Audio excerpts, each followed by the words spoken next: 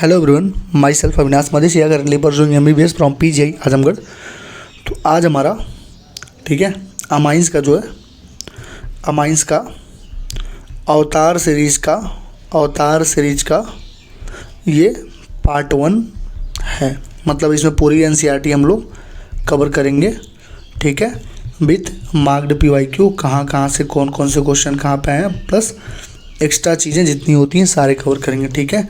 इसके पहले पूरी इनऑर्गेनिक कंप्लीट हो चुकी है, ठीक है। पार्ट 1 प्लस पार्ट 2 जाके देख लेना पूरी इनऑर्गेनिक की, और पार्ट 3 तुम्हारा पेड बेसिस में तो चल ही रहा है, ठीक है। तो अब देखो हुआ क्या कि धीरज कराता था, ठीक, तो धीरज के एग्ज़ाम चल रहे हैं, ठीक है।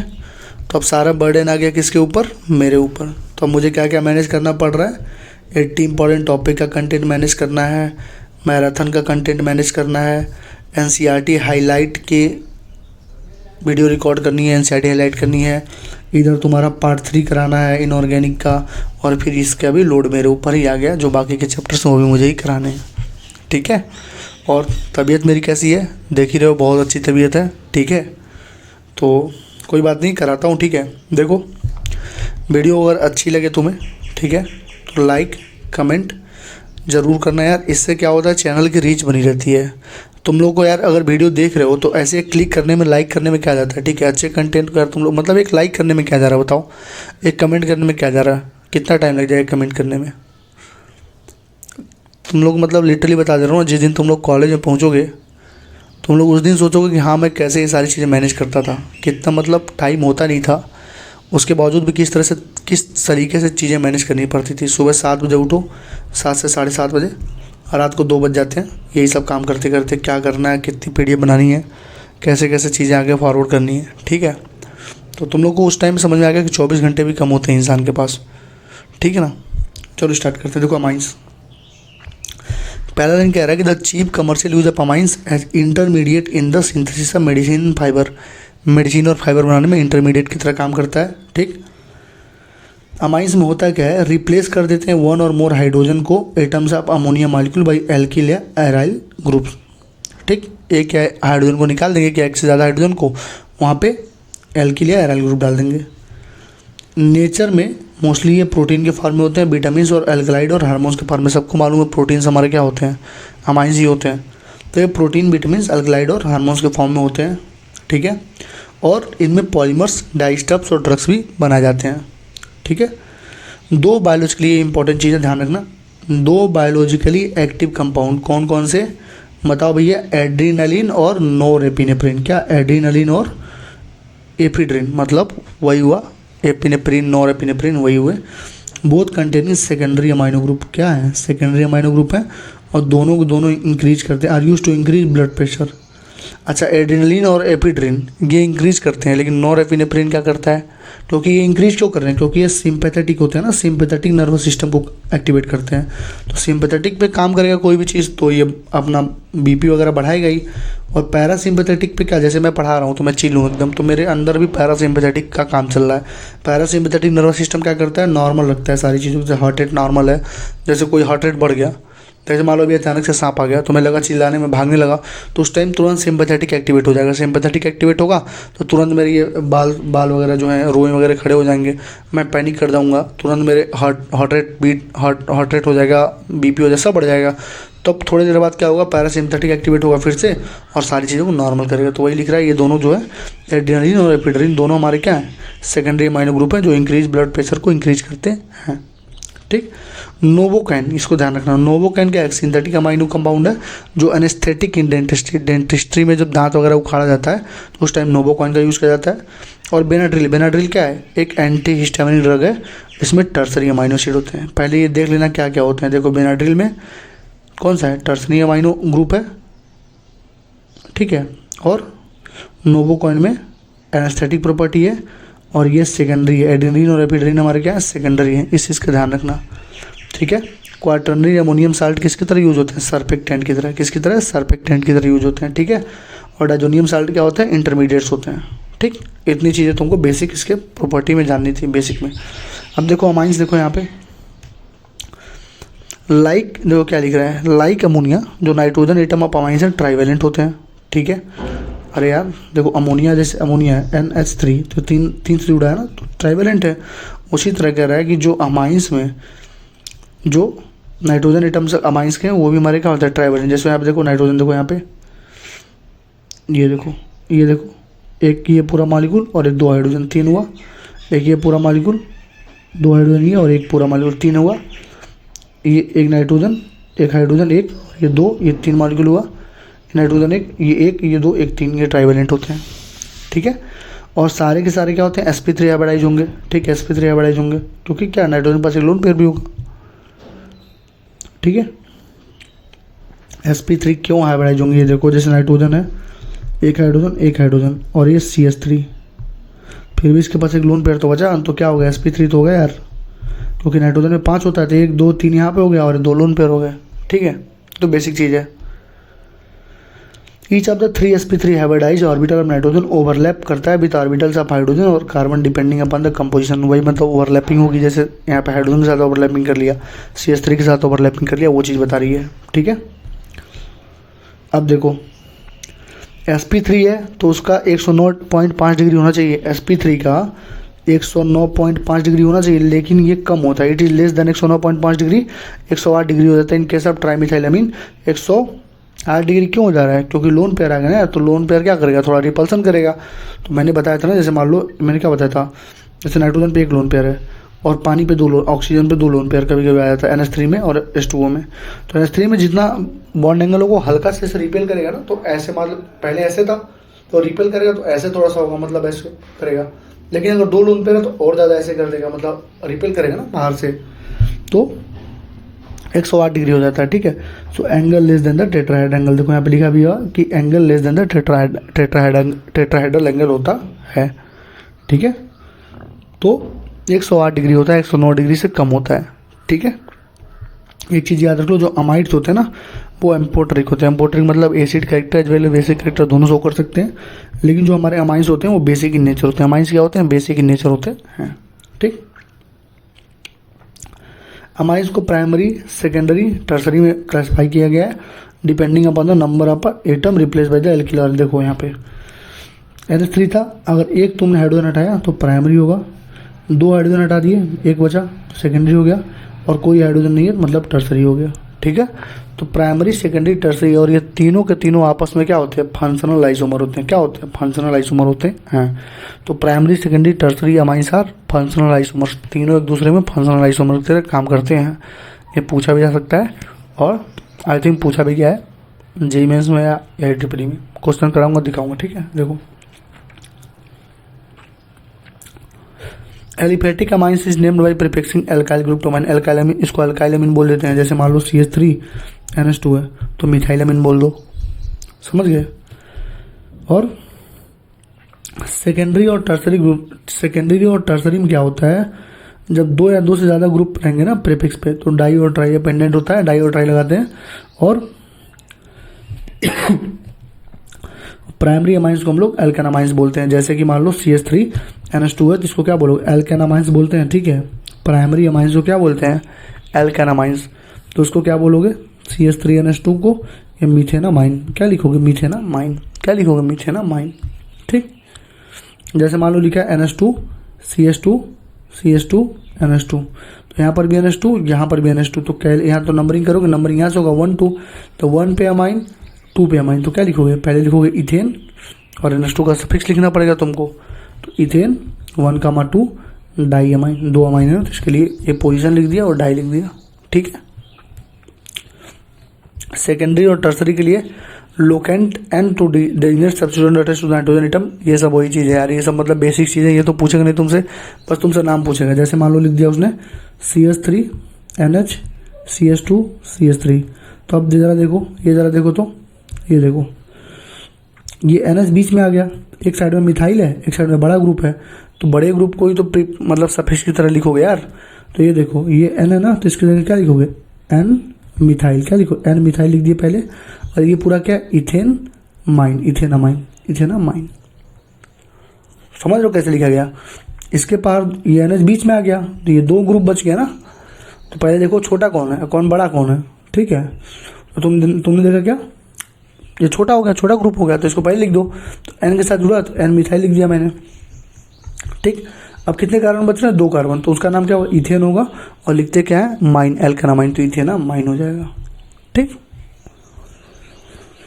उसी तरह इसका नाम क्या हो जाएगा, एन डाइथाइल इथेनामाइन हो जाएगा, ठीक है। एरिलामाइंस में क्या लिखते हैं, एरिलामाइंस में डायरेक्टली देखो, एरिलामाइंस होते क्या पहले, ये देखो, एरिलामाइंस में डायरेक्ट NH2 यहाँ पे कनेक्ट रहेगा। लेकिन अगर कोई ऐसा है, मान लो CH2 NH2, तो बताओ एरिलामाइंस है क्या, तो नहीं होगा ना एरिलामाइंस, क्यों, क्योंकि NH2 डायरेक्टली किससे, CH2 से जुड़ा हुआ है, इससे नहीं जुड़ा हुआ है, ठीक है। तो एरिलामाइंस क्या होता है, डायरेक्टली NH2 जुड़ा होता है, तो वही लिखा गया, एरिलामाइंस में NH2 ग्रुप डायरेक्टली अटैच होता है बेंजीन रिंग से। और ये जो सबसे पहला हमने कंपाउंड बना, इसका नाम क्या होता है, क्या होता है, एनिलीन होता है, क्या होता है, एनिलीन।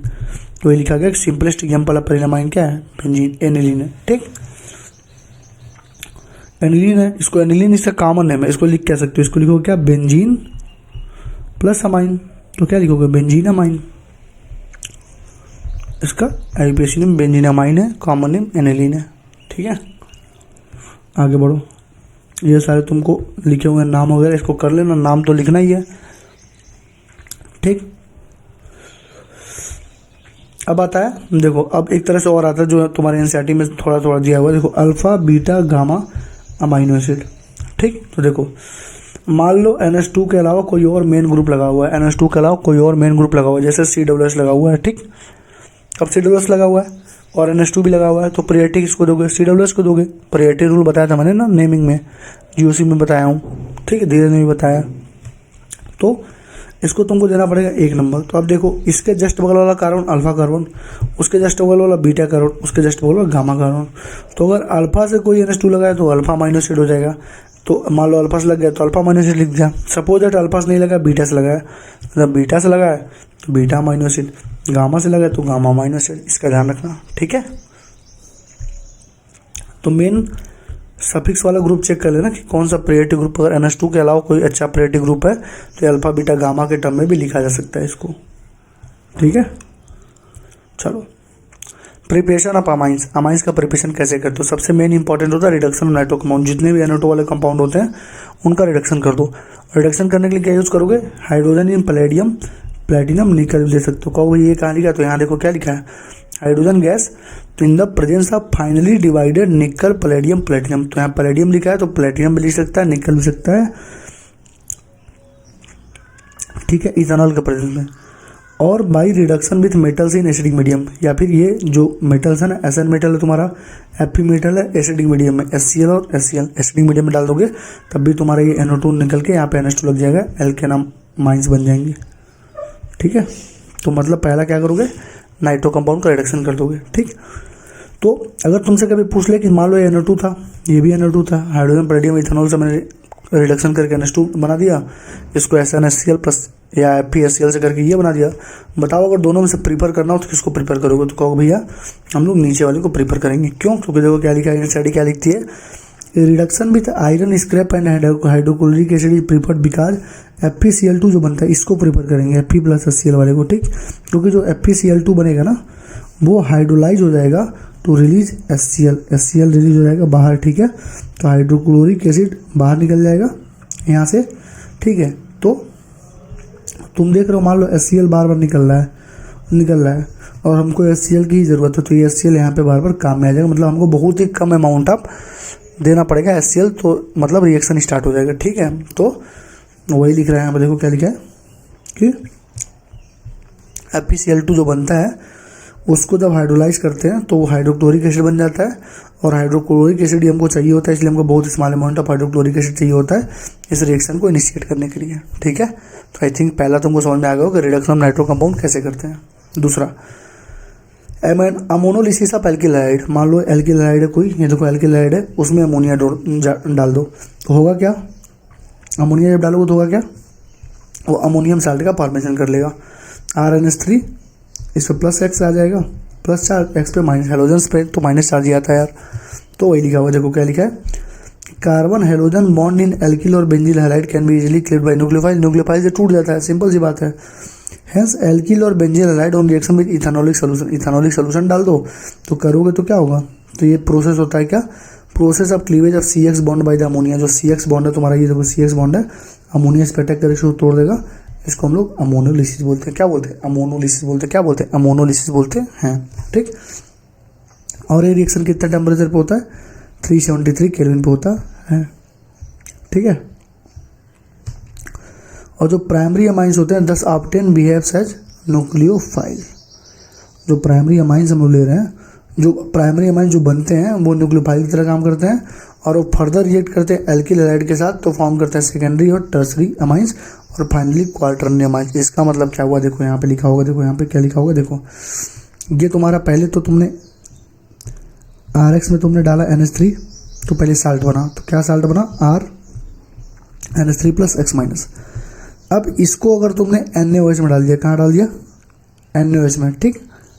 तो क्या बनेगा? RNH2 बनेगा, H2O बनेगा, NaX माइनस बनेगा, ठीक है। तो तुमको ये समझाने से पहले ये समझाता हूँ। ये देखो, ये वाली रिएक्शन देखो, RNH2 था तो तुमने RX डाला, तो मैंने अभी क्या बोला कि जो प्राइमरी अमाइंस बन रहा है ना, यहाँ पे देखो RNH2 जो बन रहा है यहाँ पे, ये न्यूक्लियोफाइल की तरह काम करेगा। किसकी तरह काम करेगा? न्यूक्लियोफाइल की तरह।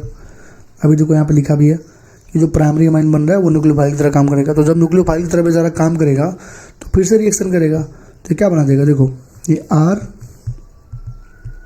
RNH2 प्लस RX, तो ये क्या बना? R2 बना और NH बना, साथ में HX बाहर निकल गया, HX बाहर निकल गया। जैसे मान लो यहाँ पे अगर Cl होता तो HCl एक बाहर निकल जाता और बचता R2NH, ठीक है।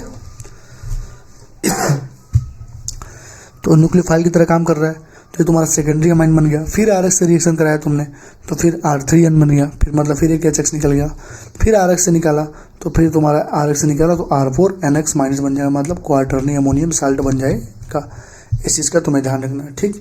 लेकिन उससे आगे बढ़ने से पहले कुछ अच्छा और इम्पॉर्टेंट चीज़ तुम्हें बता देता हूँ, बहुत ज़्यादा ज़रूरी है, ठीक है। देखो यही रिएक्शन था ना तुम्हारा RNH2 और HX। तो अगर अमाइंस को तुमने एक्स्ट्रा क्वांटिटी में ले लिया, अगर तुमने अमाइंस को ज़्यादा से ज़्यादा क्वांटिटी में ले लिया, देखो अगर अमाइंस को ज़्यादा क्वांटिटी में ले लिया, जैसे RX है और NH3, यही तो रिएक्शन कर रहे थे, तभी तो बन रहा था ना ये, तभी तो तुम्हारा ये बन रहा था, RX है और NH3। तो हमने क्या किया? अमाइंस को बहुत ज़्यादा मात्रा में ले लिया। तो जब अमाइंस को बहुत ज़्यादा एक्सेस में ले लोगे तो NaOH में 373 केल्विन पे, तो RNH2 बनेगा, मतलब प्राइमरी अमाइन हमारा कंपाउंड बन जाएगा। मेजर कंपाउंड हमारा क्या बनेगा? प्राइमरी अमाइन बनेगा। किसको जब एक्सेस में लोगे? तो अमाइंस को। लेकिन जैसे तुमने RX को एक्सेस में लिया, वही लिखा है ना, देखो RX बार बार ले रहे हो, तो तुम्हारा प्राइमरी सेकेंडरी टर्सरी क्वार्टरनी इसका मिक्सचर मिलेगा, ठीक है। तो यहाँ पे लिखा भी है, देखो अमोनोलिसिस डिसएडवांटेज यही है इसकी अमोनोलिसिस की, क्या कि mixture of primary secondary tertiary amine quaternary ammonium salt बनता है। However primary amine is obtained as major product by taking large excess of ammonia. बोला हो ना, लार्ज एक्सेस ऑफ अमोनिया अगर लोगे तो प्राइमरी अमाइन मेजर प्रोडक्ट हमारा बन जाएगा, ठीक। लेकिन जब RX को एक्सेस में लोगे तो ये तुम्हारा प्राइमरी सेकेंडरी टर्सरी ये सारी चीज़ें बनने लगेंगी, ठीक है। वही चीज़ तुमको समझाया हूँ मैं, ठीक है। और order of reactivity of highlight अगर पूछेगा, मान लो RX ले रहे हो ना, तो ऑर्डर क्या होगा? सबसे ज़्यादा आयोडीन, फिर मतलब RI रहेगा तो हो जाएगा CH3I ले लो, फिर CH3Br होगा, फिर CH3Cl होगा, लास्ट में CH3 फ्लोरीन होगा, ठीक है। तो आयोडीन, ब्रोमीन, क्लोरीन और फ्लोरीन ये तुम्हारा होता है। तो दो चीज़ मैंने बता दिया तुमको, पहला क्या? नाइट्रो कंपाउंड का रिडक्शन, दूसरा क्या? Ammonolysis of alkyl halide. आगे बढ़ो। तीसरा रिडक्शन ऑफ नाइट्रिल। नाइट्रिल मतलब क्या होता है? C�BN। अगर इसको रिडक्शन करना है तुम्हें, देखो रिडक्शन नाइट्रिल कैसे करोगे? लिथियम अल्मोनियम हाइड्राइड ले लो, LiLH4 ले लो, या catalytic hydrogenation produce primary amines, या कैटालाइटिक हाइड्रोजनेशन करा दो, ठीक है। और ये reaction is accent of amine series. मतलब क्या होता है? एक्सेंट ऑफ अमाइन सीरीज मतलब क्या होता है? ये एक्सेंट मतलब क्या होता है? Step up. मतलब ये स्टेप अप रिएक्शन का मतलब एक एक कार्बन, मतलब कार्बन बढ़ने लगता है, कार्बन का नंबर इसको बोलते हैं, ठीक है। अमाइन सीरीज में मतलब इससे नंबर बढ़ाते हैं हम लोग, ठीक। तो या तो लिथियम अल्मोनियम हाइड्राइड ले लो, सिंपल सी बात है, या फिर ये कैटालिटिक हाइड्रोजन करा दो, hydrogen in the presence of nickel ले लो, या फिर NaHg in the presence of C2H5OH ले लो, ठीक है। इससे होगा क्या? C�BN टूट के CH2NH2 बन जाएगा, RCH2NH2 बन जाएगा। क्या बन रहा है? प्राइमरी अमाइन बन रहा है। क्या बन रहा है? प्राइमरी अमाइन बन रहा है। देखो लिखा भी है, प्रोड्यूस करता है प्राइमरी अमाइन, ठीक। अमाइड्स कैसे होते हैं, एम्फोटर की नेचर होते हैं, इनका जब रिएक्शन करोगे तो LiLH4 in the presence of पानी कर दो, ये भी RCH2NH2 हो जाएगा। तुम्हें याद क्या रखना है, ध्यान रखो, तुम्हें याद क्या रखना है, ध्यान रखो कि नाइट्रिल जब RCN का रिडक्शन कर रहे थे H2 in the presence of निकल के साथ, या NaHg मतलब इसके साथ भी हो सकता है, और NaHg in the presence of C2H5, ये पहला इससे भी कर सकते हो, दूसरे से भी कर सकते हो। तो RCH2NH2 बनता है प्राइमरी अमाइन। ठीक, जब अमाइड में जाओगे तो वही सेम चीज़ रहेगा, LiLH4 ले लो, ये भी रिड्यूसिंग एजेंट है, इससे भी कर सकते हो। ठीक, तीसरा जरा देखो, ये तुम्हारा साइनाइड था, लेकिन जब तुम आइसोसाइनाइड या आइसोसाइनाइड का जब तुम करोगे ना, जब आइसोसाइनाइड का रिडक्शन करोगे, देखो हाइड्रोजन का इन द प्रेजेंस ऑफ निकल, पैलेडियम, पैलेडियम या लिथियम अल्युमिनियम हाइड्राइड ले सकते हो, या NaHg इन C2H5 ले सकते हो। जो NaHg होता है ना, सोडियम इन Hg C2H5OH, उसको मेंडियस रिएक्शन बोलते हैं। क्या बोलते हैं? मेंडियस रिएक्शन बोलते हैं। आउट ऑफ NCERT है, लेकिन नाम ध्यान रख सकते हो, इसको मेंडियस रिएक्शन बोलते हैं। तो इसमें देखो क्या बन रहा था, इसमें बन रहा था प्राइमरी अमाइन, लेकिन ये NC लियो ना आइसोसाइनाइड, इसमें सेकेंडरी अमाइन बनेगा। ठीक है, ये तुम्हारा दिया नहीं हुआ है, ठीक है, लेकिन ध्यान रखो इंपॉर्टेंट है। ठीक है, तो सेकेंडरी अमाइन बन जाएगा तुम्हारा। तो समझ में आ गई होंगी चीज़ें तुम्हें, आई होप। कैसे मैंने बताया कि अगर साइनाइड है उसका रिडक्शन करो, रिडक्शन के लिए क्या क्या जरूरी है, हाइड्रोजन, निकल, प्लेटिनम ले सकते हो, NaHg C2H5OH ले सकते हो, मेंडियस रिएक्शन, या तीसरा ले सकते हो LiLH4। तीनों में से कोई यूज़ करो, तुम्हारा रिडक्शन होगा, और साइनाइड केस में प्राइमरी अमाइन और आइसोसाइनाइड केस में सेकेंडरी अमाइन बनेगा। ठीक है, तो हमारे बता दिया। ऑक्जिन्स बोलते हैं CHNOH को बोलते हैं। अगर इसको रिडक्शन करोगे तो ये भी RCH2NH2 में टूट जाएगा, प्राइमरी अमाइन ये भी बना लेगा अगर ऑक्जिन का रिडक्शन करोगे तो। ठीक, अब आता है गैब्रियल थैलामाइड सिंथेसिस। इसमें देखो क्या होता है, इससे प्रिपरेशन ऑफ प्राइमरी अमाइंस होते हैं। क्या होते हैं, इंपॉर्टेंट है चीज़ देखना, क्या प्राइमरी अमाइन। और वो प्राइमरी अमाइंस जो होते हैं, अभी क्या होता है बता, देखो वो प्राइमरी अमाइंस क्या होने चाहिए, एलिफैटिक होने चाहिए। क्या होने चाहिए, एलिफैटिक होने चाहिए, एरोमेटिक के नहीं करता। जैसे यहाँ पे एग्जांपल देखो, जैसे एलिफैटिक है ना, ये डायरेक्ट जुड़ा हुआ था, एरोमेटिक हो गया, तो डायरेक्ट वालों के साथ नहीं करता। ठीक है, मतलब एनिलीन का ये एनिलीन तुम नहीं बना सकते हो गैब्रियल थैलामाइड सिंथेसिस से। ठीक है, लेकिन ये बना सकते हो क्योंकि डायरेक्ट नहीं जुड़ा, CH2 से जुड़ा। ठीक है, तो ये हमेशा ध्यान रखना कि जो गैब्रियल थैलामाइड सिंथेसिस है वो एलिफैटिक के लिए होता है, एरोमेटिक के लिए नहीं होता है। और ठीक है, उससे प्राइमरी अमाइंस बनते हैं। इसमें होता क्या है, थैलामाइड को हम लोग ट्रीट करते हैं इथेनॉलिक पोटेशियम हाइड्रोक्साइड फॉर्म। देखो इथेनॉलिक पोटेशियम हाइड्रोक्साइड फॉर्म होता है, और देखो यहाँ पर सेकेंडरी अमाइन में लिया है, क्या लिया है, सेकेंडरी अमाइन। क्या है सेकेंडरी अमाइन, अब इस सेकेंडरी अमाइन से प्राइमरी अमाइन बन रहा है, देख रहे हो। सेकेंडरी अमाइन थैलामाइड हमारा क्या है, सेकेंडरी अमाइन है, उससे क्या बन रहा है, प्राइमरी अमाइन बन रहा है। इस चीज़ का भी ध्यान रखना है तुमको सबसे पहले चीज़। ठीक, और KOH, तो इथेनॉलिक पोटेशियम हाइड्रोक्साइड KOH लोगे, जैसे KOH तुम लोगे तो क्या निकलेगा, H2 यहाँ से बाहर निकल गया पानी, तो ये बचेगा क्या, N+ और N- और K+ बच गया। ठीक, ये जो N- है ना, एनायन है, वो न्यूक्लियोफिलिक अटैक करता है। जो N- है वो न्यूक्लियोफाइल की तरह काम करता है और अटैक करता है। इस चीज़ का अगर पूछेगा कौन न्यूक्लियोफाइल है तो N- है। ठीक है, फिर इसमें रिएक्शन कराएंगे हम लोग एल्किल हैलाइड का। देखो रिएक्शन कराएंगे एल्किल हैलाइड RX का, तो जब RX का कराओगे तो क्या बचेगा, RX का जब कराओगे तो क्या बचेगा, N और R आ जाएगा। KCl, K और X मतलब KCl हो गया, KBr हो गया, KI हो गया, ये सब बाहर निकल जाएंगे तुम्हारे, तो यहाँ पे NR बचेगा। ठीक, तो इसको बोलेंगे एनअल्काइल थैलामाइड। उसके बाद उसमें NaOH डाल देंगे एक्वस वाला, तो तुम्हारे पास एक सॉल्ट बनेगा और ये प्राइमरी अमाइन बन जाएगा। तो 4 स्टेप था। पहला स्टेप था KOH डालो, तो NH से क्या बन गया, N-K+, N- एनायन है, न्यूक्लियोफाइल की अटैक करता है, न्यूक्लियोफाइल अटैक करता है। उसके बाद NR बना, फिर NaOH डालोगे तुम्हारा ये बन गया प्राइमरी अमाइन। अब इंपॉर्टेंट चीज़ क्या है ध्यान रखो, केवल एलिफैटिक के लिए, एरोमेटिक के लिए है नहीं, ये चीज़ ध्यान रखना पहली चीज़। ठीक, और ये जो RX है ना, RX जो है वो प्राइमरली होता है ना। RX मतलब क्या होता है, प्राइमरी होता है। तो प्राइमरी तुमको मालूम है SN2 फॉलो करता है। SN2 का ऑर्डर ऑफ रिएक्टिविटी क्या है, 1 डिग्री, 2 डिग्री, 3 डिग्री। ठीक है, तो जो SN2 रिएक्शन नहीं देंगे, ऐसे कोई भी मतलब एग्जांपल तुमको दिया रहेगा जिसमें मतलब तुमको देखने से लग जाएगा बल्कि ग्रुप है तो SN2 देगा नहीं। तो जो SN2 रिएक्शन नहीं देंगे वो गैब्रियल थैलामाइड सिंथेसिस रिएक्शन भी नहीं करेंगे। ये चीज़ ध्यान रखना है तुमको। ठीक, तो क्या क्या इंपॉर्टेंट था, सेकेंडरी अमाइन से तुम्हारा प्राइमरी अमाइन बन गया, SN2 को फेवर करता है, N- न्यूक्लियोफाइल होता है, अटैक करता है। और ये पूरा जो कंपाउंड है ना NH या N-K+, ये तुम्हारा सोर्स ऑफ नाइट्रोजन होता है। ये कंपाउंड थैलामाइड नहीं, ये वाला कंपाउंड। क्यों, क्योंकि यही तो न्यूक्लियोफाइल है, यही तो न्यूक्लियोफाइल का अटैक करेगा नाइट्रोजन। तो ये वाला जो कंपाउंड है वो क्या करेगा, वो हमारा बोलो साल्ट ऑफ थैलामाइड क्या हमारा सोर्स ऑफ नाइट्रोजन की तरह काम करता है। इस चीज़ का ध्यान रखना है। ठीक, क्वेश्चन देख लो, जेई में, नीट में कई बार पूछा है। यहाँ पे देख लो, ये Hopman bromide degradation reaction, bromamide degradation reaction तुमको दिख ही रहा होगा। डिग्रेडेशन मतलब एक स्टेप कम, मतलब एक कार्बन कम बनेगा। जैसे यहाँ पे RCONH2, मतलब इसमें होता क्या है, तुमने अमाइड लिया, इससे प्राइमरी अमाइंस बनते हैं, लेकिन ये प्राइमरी अमाइंस एलिफेटिक भी हो सकते हैं, एरोमेटिक भी हो सकते हैं। मतलब कि ये भी बना सकते हो ब्रोमाइड डिग्रेडेशन से, ये भी बना सकते हो ब्रोमाइड डिग्रेडेशन से, ठीक है। तो हाफमैन ने एक डेवलप किया method preparation of primary amines by treating amide. Amide को ब्रोमीन और NaOH में तुमने यूज़ कर लिया, न्यूक्लियोफिलिक सब्स्टिट्यूशन रिएक्शन होता है, और इससे RNH2 बन गया। देख रहे हो, ये CO जो बीच में था वो हट गया, मतलब जो बीच में कार्बन डबल बॉन्ड होता है उसको हटा देना होता है और लिख देना होता है। और ये क्या बन गया, जो CO हटा वो Na2CO3 बना लिया, NaBr यहाँ से बन गया, H2O बन गया और Na2CO3 बन गया। तो इस चीज़ का तुम्हें ध्यान रखना है, खास करके इसका ध्यान रखो कि Na2CO3 बनता है, सोडियम कार्बोनेट बनता है, ठीक है। समझ में आ रही है ना कैसे करा रहा हूँ।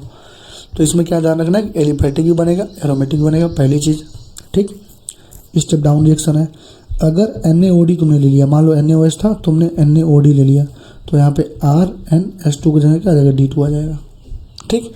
जैसे NaOH था ना, तो कभी कभी H को हटा के D दे देगा, तो तुम यहाँ पे क्या करोगे, H2 को हटा के D2 कर देना, ठीक, तुम्हारा काम हो जाएगा, ठीक है। ये तुम्हारा प्रिपरेशन था, प्रिपरेशन हो गया ख़त्म, ठीक है। अब फिजिकल प्रॉपर्टी पे आ जाओ। देखो, जो लोअर एलिफेटिक अमाइंस होते हैं गैस, जो गैसियस फॉर्म में होते हैं, और उनका मछली की तरह स्मेल होता है, फिशी ऑर्डर होता है। कैसे होता है, गैसियस की तरह होते हैं, ठीक। प्राइमरी अमाइंस विद 3 और more carbon atoms are liquid and still higher one solid. मतलब देखो, सिंपल सा बात समझना क्या कह रहा है कि जो लोअर एलिफेटिक अमाइंस है वो गैसेस के फॉर्म में होंगे, ठीक है। 3 या 3 से ज़्यादा वाले क्या होंगे, लिक्विड फॉर्म में होंगे, और उससे ज़्यादा वाले क्या होंगे, मतलब थोड़ा और ऊपर बढ़ोगे तो सॉलिड के फॉर्म में आ जाएंगे, ये लिख रहा है, ठीक। Lower aliphatic amines are soluble in water because they can form hydrogen bond with water molecule. देखो NH2 है ना, तो हाइड्रोजन बॉन्डिंग के लिए क्या होता है, फ्लोरीन, ऑक्सीजन, नाइट्रोजन चाहिए, तीनों में से कोई एक तो नाइट्रोजन है, तो क्या होगा, हाइड्रोजन बॉन्डिंग भी करेगा। तो जो लोअर एलिफेटिक अमाइंस होंगे वो सॉल्युबल होंगे पानी में, बिकॉज ये हाइड्रोजन बॉन्ड बनाते हैं वाटर मॉलिक्यूल के साथ।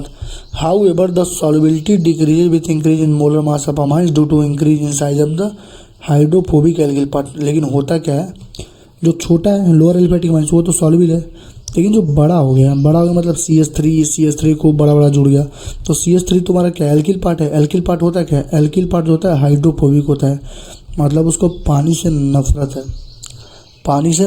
है उसको, ठीक है। जो बड़े वाले एल्किल पार्ट होते हैं, जो भी मतलब एल्किल पार्ट होता है उसको पानी से नफरत है। तो जब तुम हो इतनी छोटा और ये तुम्हारा इतना बड़ा एल्किल ग्रुप आगे इसमें जुड़ गया, तो जब एल्किल ग्रुप जब नंबर बढ़ेगा, मॉलिक्यूलर वेट बढ़ेगा, बड़े साइज में जाएंगे, तो हाइड्रोफोबिक पार्ट होगा। हाइड्रोफोबिक पार्ट मतलब वो क्या होगा, पानी में सॉल्युबल ही नहीं होगा, ठीक है।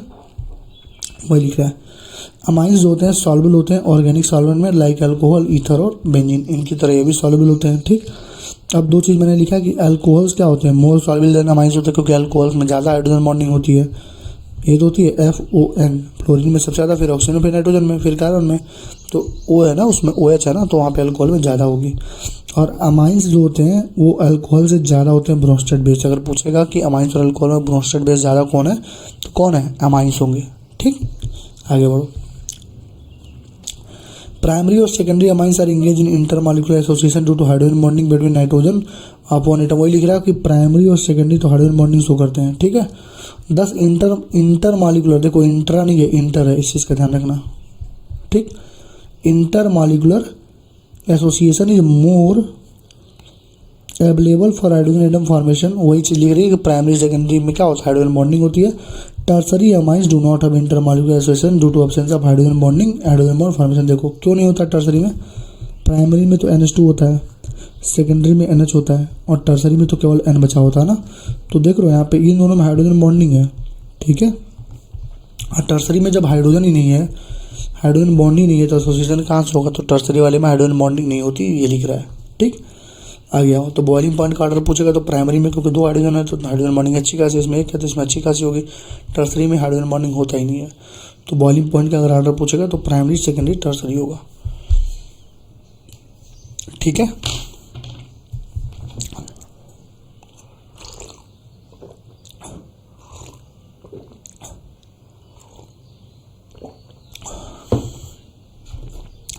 अब देखो तुमने पढ़ा क्या, alcohol, phenol, ether, aldehyde, ketone, amine सब पढ़ लिया ना। तो अगर सब में ऑर्डर पूछ ले, मान लो एक अल्कोहल दे दिया, एक एल्डिहाइड दे दिया, एक कार्बोक्सिलिक एसिड दे दिया, तो कैसे निकालोगे, किसकी बॉइलिंग पॉइंट ज़्यादा होगी। ठीक है, तो ऑर्डर याद कर लो। सबसे ज़्यादा बॉइलिंग पॉइंट होती है कार्बोक्सिलिक एसिड की, फिर अल्कोहल की, फिर अमाइंस की, फिर RCOO मतलब कीटोन की, फिर एल्डिहाइड की। ठीक है, ये बॉइलिंग पॉइंट का ऑर्डर, इसको याद कर लो। RCOOH, ROH, RNH2, RCOR, RCHO, ये बॉइलिंग पॉइंट का ऑर्डर है, इसको तुम्हें याद करना है। क्या है बॉइलिंग पॉइंट का ऑर्डर है, इसको तुम्हें याद करना है। ठीक, कहीं से पूछ सकता है, बता सकते हो। ठीक है ना। ये देखो अल्कोहल है, तो अल्कोहल का किससे, अमाइन से ज़्यादा दिया हुआ है, देख रहे हो, अमाइन से ज़्यादा, ये अमाइंस वगैरह है, अल्कोहल का ज़्यादा दिया हुआ है। ठीक, ये देखो प्राइमरी है तो लीनियर है, तो लीनियर में 350 क्योंकि 2 हाइड्रोजन बॉन्डिंग है। ये सेकेंडरी NH आ गया ना, तो सेकेंडरी का देखो 329 हो गया, और ये टर्सरी आ गया, तो जब टर्सरी आया तो ख़त्म, सबसे कम हो गया। देख रहे हो, वही चीज़ लिखा हुआ है। ठीक, अब केमिकल रिएक्शन देखो। केमिकल रिएक्शन क्या कहता है, difference in electronegativity between nitrogen और hydrogen atom in the presence of unshared pair. Nitrogen के ऊपर क्या अनसाइड पेयर ऑफ इलेक्ट्रॉन है, ठीक है, लोन पेयर है, तो इसलिए क्या होता है, एटम्स रिएक्टिव होता है हमारा, ये एटम्स का अमाइंस का रिएक्टिव होता है, सिंपल सी बात है। और number of hydrogen atom attach in the nitrogen atoms also decide the course of reaction. Reaction कितना फॉरवर्ड जाएगा, कितना तेज पहुंचेगा, और नंबर ऑफ कौन डिसाइड करता है, number of hydrogen atom define करता है। नंबर ऑफ नाइट्रोजन एटम नहीं, number of hydrogen atom decide करता है। इंपॉर्टेंट इस चीज़ का ध्यान रखना। प्राइमरी सेकेंडरी टर्सरी बता दिया हूँ। Amines behave as nucleophile due to the presence of unshared, क्योंकि यार लोन पेयर है तो डोनेट करना चाहेगा ना ये। ठीक है, डोनेट करना चाहेगा, तो क्या न्यूक्लियोफाइल की तरह काम करता है। अब देखो पहला, क्योंकि बेसिक है, अमाइंस बेसिक होते हैं, तो बेसिक कैरेक्टर ऑफ अमाइंस क्या है, अमाइड्स तुम्हारे बेसिक है, लेकिन अमाइड्स क्या है, अमाइड्स तो तुम्हारे एम्पोटरिक है। अमाइड्स एम्पोटरिक मतलब एसिड और बेस दोनों है। ठीक है, तो अमाइंस बेसिक है, तो किसी भी एसिड के साथ रिएक्ट करेगा तो क्या बनाएगा, साल्ट बनाएगा, क्योंकि तुमको पता है कि acid plus base equal to होता है साल्ट प्लस वाटर। ये तुमने पढ़ा हुआ है बेसिक न्यूट्रलाइजेशन रिएक्शन। तो देखो ये तुम्हारा बेस है भैया, तो ये क्या बनाएंगे, साल्ट बनाएंगे। ये तुम्हारा बेस, ये तुम्हारा एसिड, HCl तुम्हारा एसिड तो है, जिसके साथ क्या बना देंगे, साल्ट बना देंगे। साल्ट कैसे बनाएंगे, ऊपर बताए हूँ, RNH3 + Cl- ऊपर पढ़ाए हूँ ना, वही चीज़ है। एनिलीन है, ये भी तुम्हारा बेस है, क्योंकि NH2 लगा है और HCl लग गया, तो क्या बना, एनिलियम क्लोराइड बना लेगा। ठीक, amine salts are solve in water but insoluble in organic solvent like ether. इस चीज़ का ध्यान रखना, बहुत ज़्यादा इंपॉर्टेंट लाइन लिख रही है।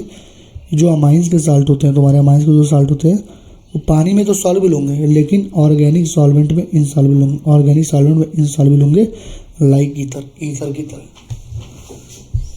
ठीक है, तो amine salts are solve in water but insolvable in organic solvent like ether. ठीक, उसके बाद लिख रहा है कि जो ये रिएक्शन है, it is the basis of separation of amines from the non basic organic compound in solve in water. मतलब अमाइंस को तुम ऐसे सॉल्व मतलब डिफ्रेंशिएट कर सकते हो, जैसे ऑर्गेनिक सॉल्वेंट में डाल दो तो सॉल्वेबल ही नहीं होगा, तो सबको पता लग जाएगा अमाइंस ही है।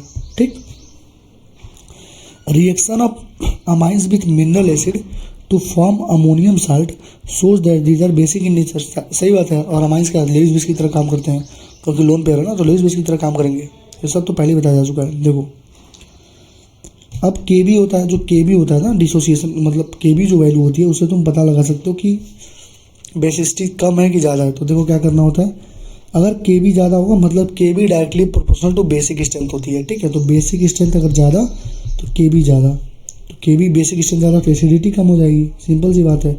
और Pkb उल्टा होता है, मतलब Kb अगर बढ़ेगा तो Pkb घटेगा, और Kb बढ़ रहा तो मतलब बेसिक स्ट्रेंथ बढ़ेगा, एसिडिटी घटेगी। ठीक, बेसिस की अगर बात करोगे तो कहीं पे एलिफेटिक अमाइंस है और कहीं पे अमोनिया है। तो जो एलिफेटिक अमाइंस होते हैं उनका बेस जो बेसिस्टिव पावर होती है अमोनिया ज़्यादा होती है। क्यों, जैसे मान लो CH3NH2 है और ये NH2 है, तो इस पर प्लस आई तो लग गया, तो प्लस आई तो तुमको मालूम है ना यार, बेसिक कैरेक्टर बढ़ाता है, तो ये प्लस आई भी लग गया, तो इसकी वजह से क्या होता है, जितने भी अल्काइल अमाइंस एलिफेटिक अमाइंस होते हैं वो अमोनिया से ज़्यादा स्ट्रॉन्ग बेसिक कैरेक्टर शो करते हैं। इस चीज़ का तुम्हें ध्यान रखना। ठीक, ये तो बता दो, धीरे ने भी लिखा है Pkb ज़्यादा, Kb कम, बेसिसिटी कम, एसिडिटी ज़्यादा।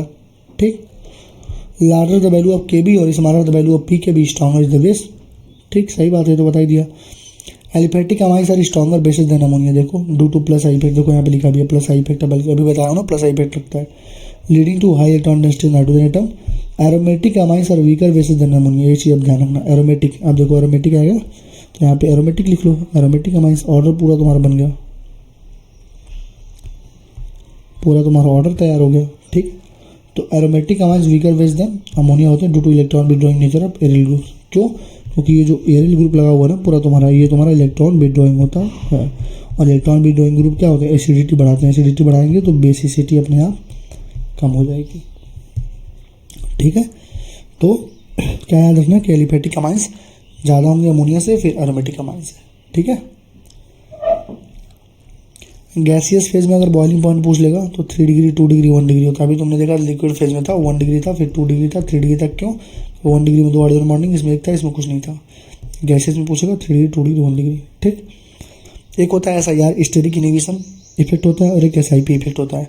तो नाम मत ध्यान रखो, बस देखो ध्यान क्या रखना है कि सेकेंडरी और टर्सरी अगर कोई एरोमेटिक अमाइन है, मान लो कोई सेकेंडरी या टर्सरी एरोमेटिक अमाइन है। ठीक है, एरोमेटिक अमाइन है, कोई डायरेक्टली NH जुड़ा हुआ है। तो अगर ऐसा कोई है और उसके आर्थो पोजीशन पर कोई भी ग्रुप, मान लो X ग्रुप लग गया, आर्थो पोजीशन पर कोई भी ग्रुप लगा तो मोस्ट बेसिक होगा, मोस्ट बेसिक होगा। ये होता है SIR इफेक्ट। ठीक, लेकिन अगर प्राइमरी एरोमेटिक अमाइन है, ठीक, तो प्राइमरी एरोमेटिक अमाइन के अगर आर्थो पे कोई लगेगा ग्रुप तो सबसे लीस्ट बेसिक होगा। क्या होगा? लीस्ट बेसिक होगा। इस चीज़ का ध्यान रखना, वही लिखा गया लीस्ट बेसिक होगा। ठीक है, ये SIR इफेक्ट होता है, SIP इफेक्ट होता है। ठीक, तो सेकेंडरी टर्सरी एरोमेटिक अमाइंस पे आर्थो पर कोई ग्रुप लगा तो मोस्ट बेसिक, और प्राइमरी एरोमेटिक अमाइंस पे आर्थो पर कोई ग्रुप लगा तो लीस्ट बेसिक होगा। ठीक, beside inductive effect there are other effect like solvation effect, steric hindrance which effect the basic strength. तो वही तो है, सॉल्वेशन भी हो सकता है, इंडक्टिव हो सकता है, ये सारे इफेक्ट भी मतलब उसको इफेक्ट करते हैं कि उसका बेसिक स्ट्रेंथ कितना होगा। ठीक है, अमाइंस का स्ट्रक्चर देखो, ये अल्किल अमाइंस वर्सेज अमोनिया। देखो यहाँ पे जो बेसिक कैरेक्टर होती है ना वो डिपेंड करती है अमाइंस से किस पे, कि ease of formation of cation by accepting proton from the acid, कितना कैटायन बन रहा है by accepting a proton from the acid. The more stable the cation is related to amines more basicity, जितना ज़्यादा स्टेबल कैटायन होगा उतना ज़्यादा basicity होगी। जैसे अल्केलामाइंस वर्सेज अमोनिया है। ठीक है, तो अल्काइल ग्रुप में क्या होता है? इलेक्ट्रॉन रिलीज करते हैं ये।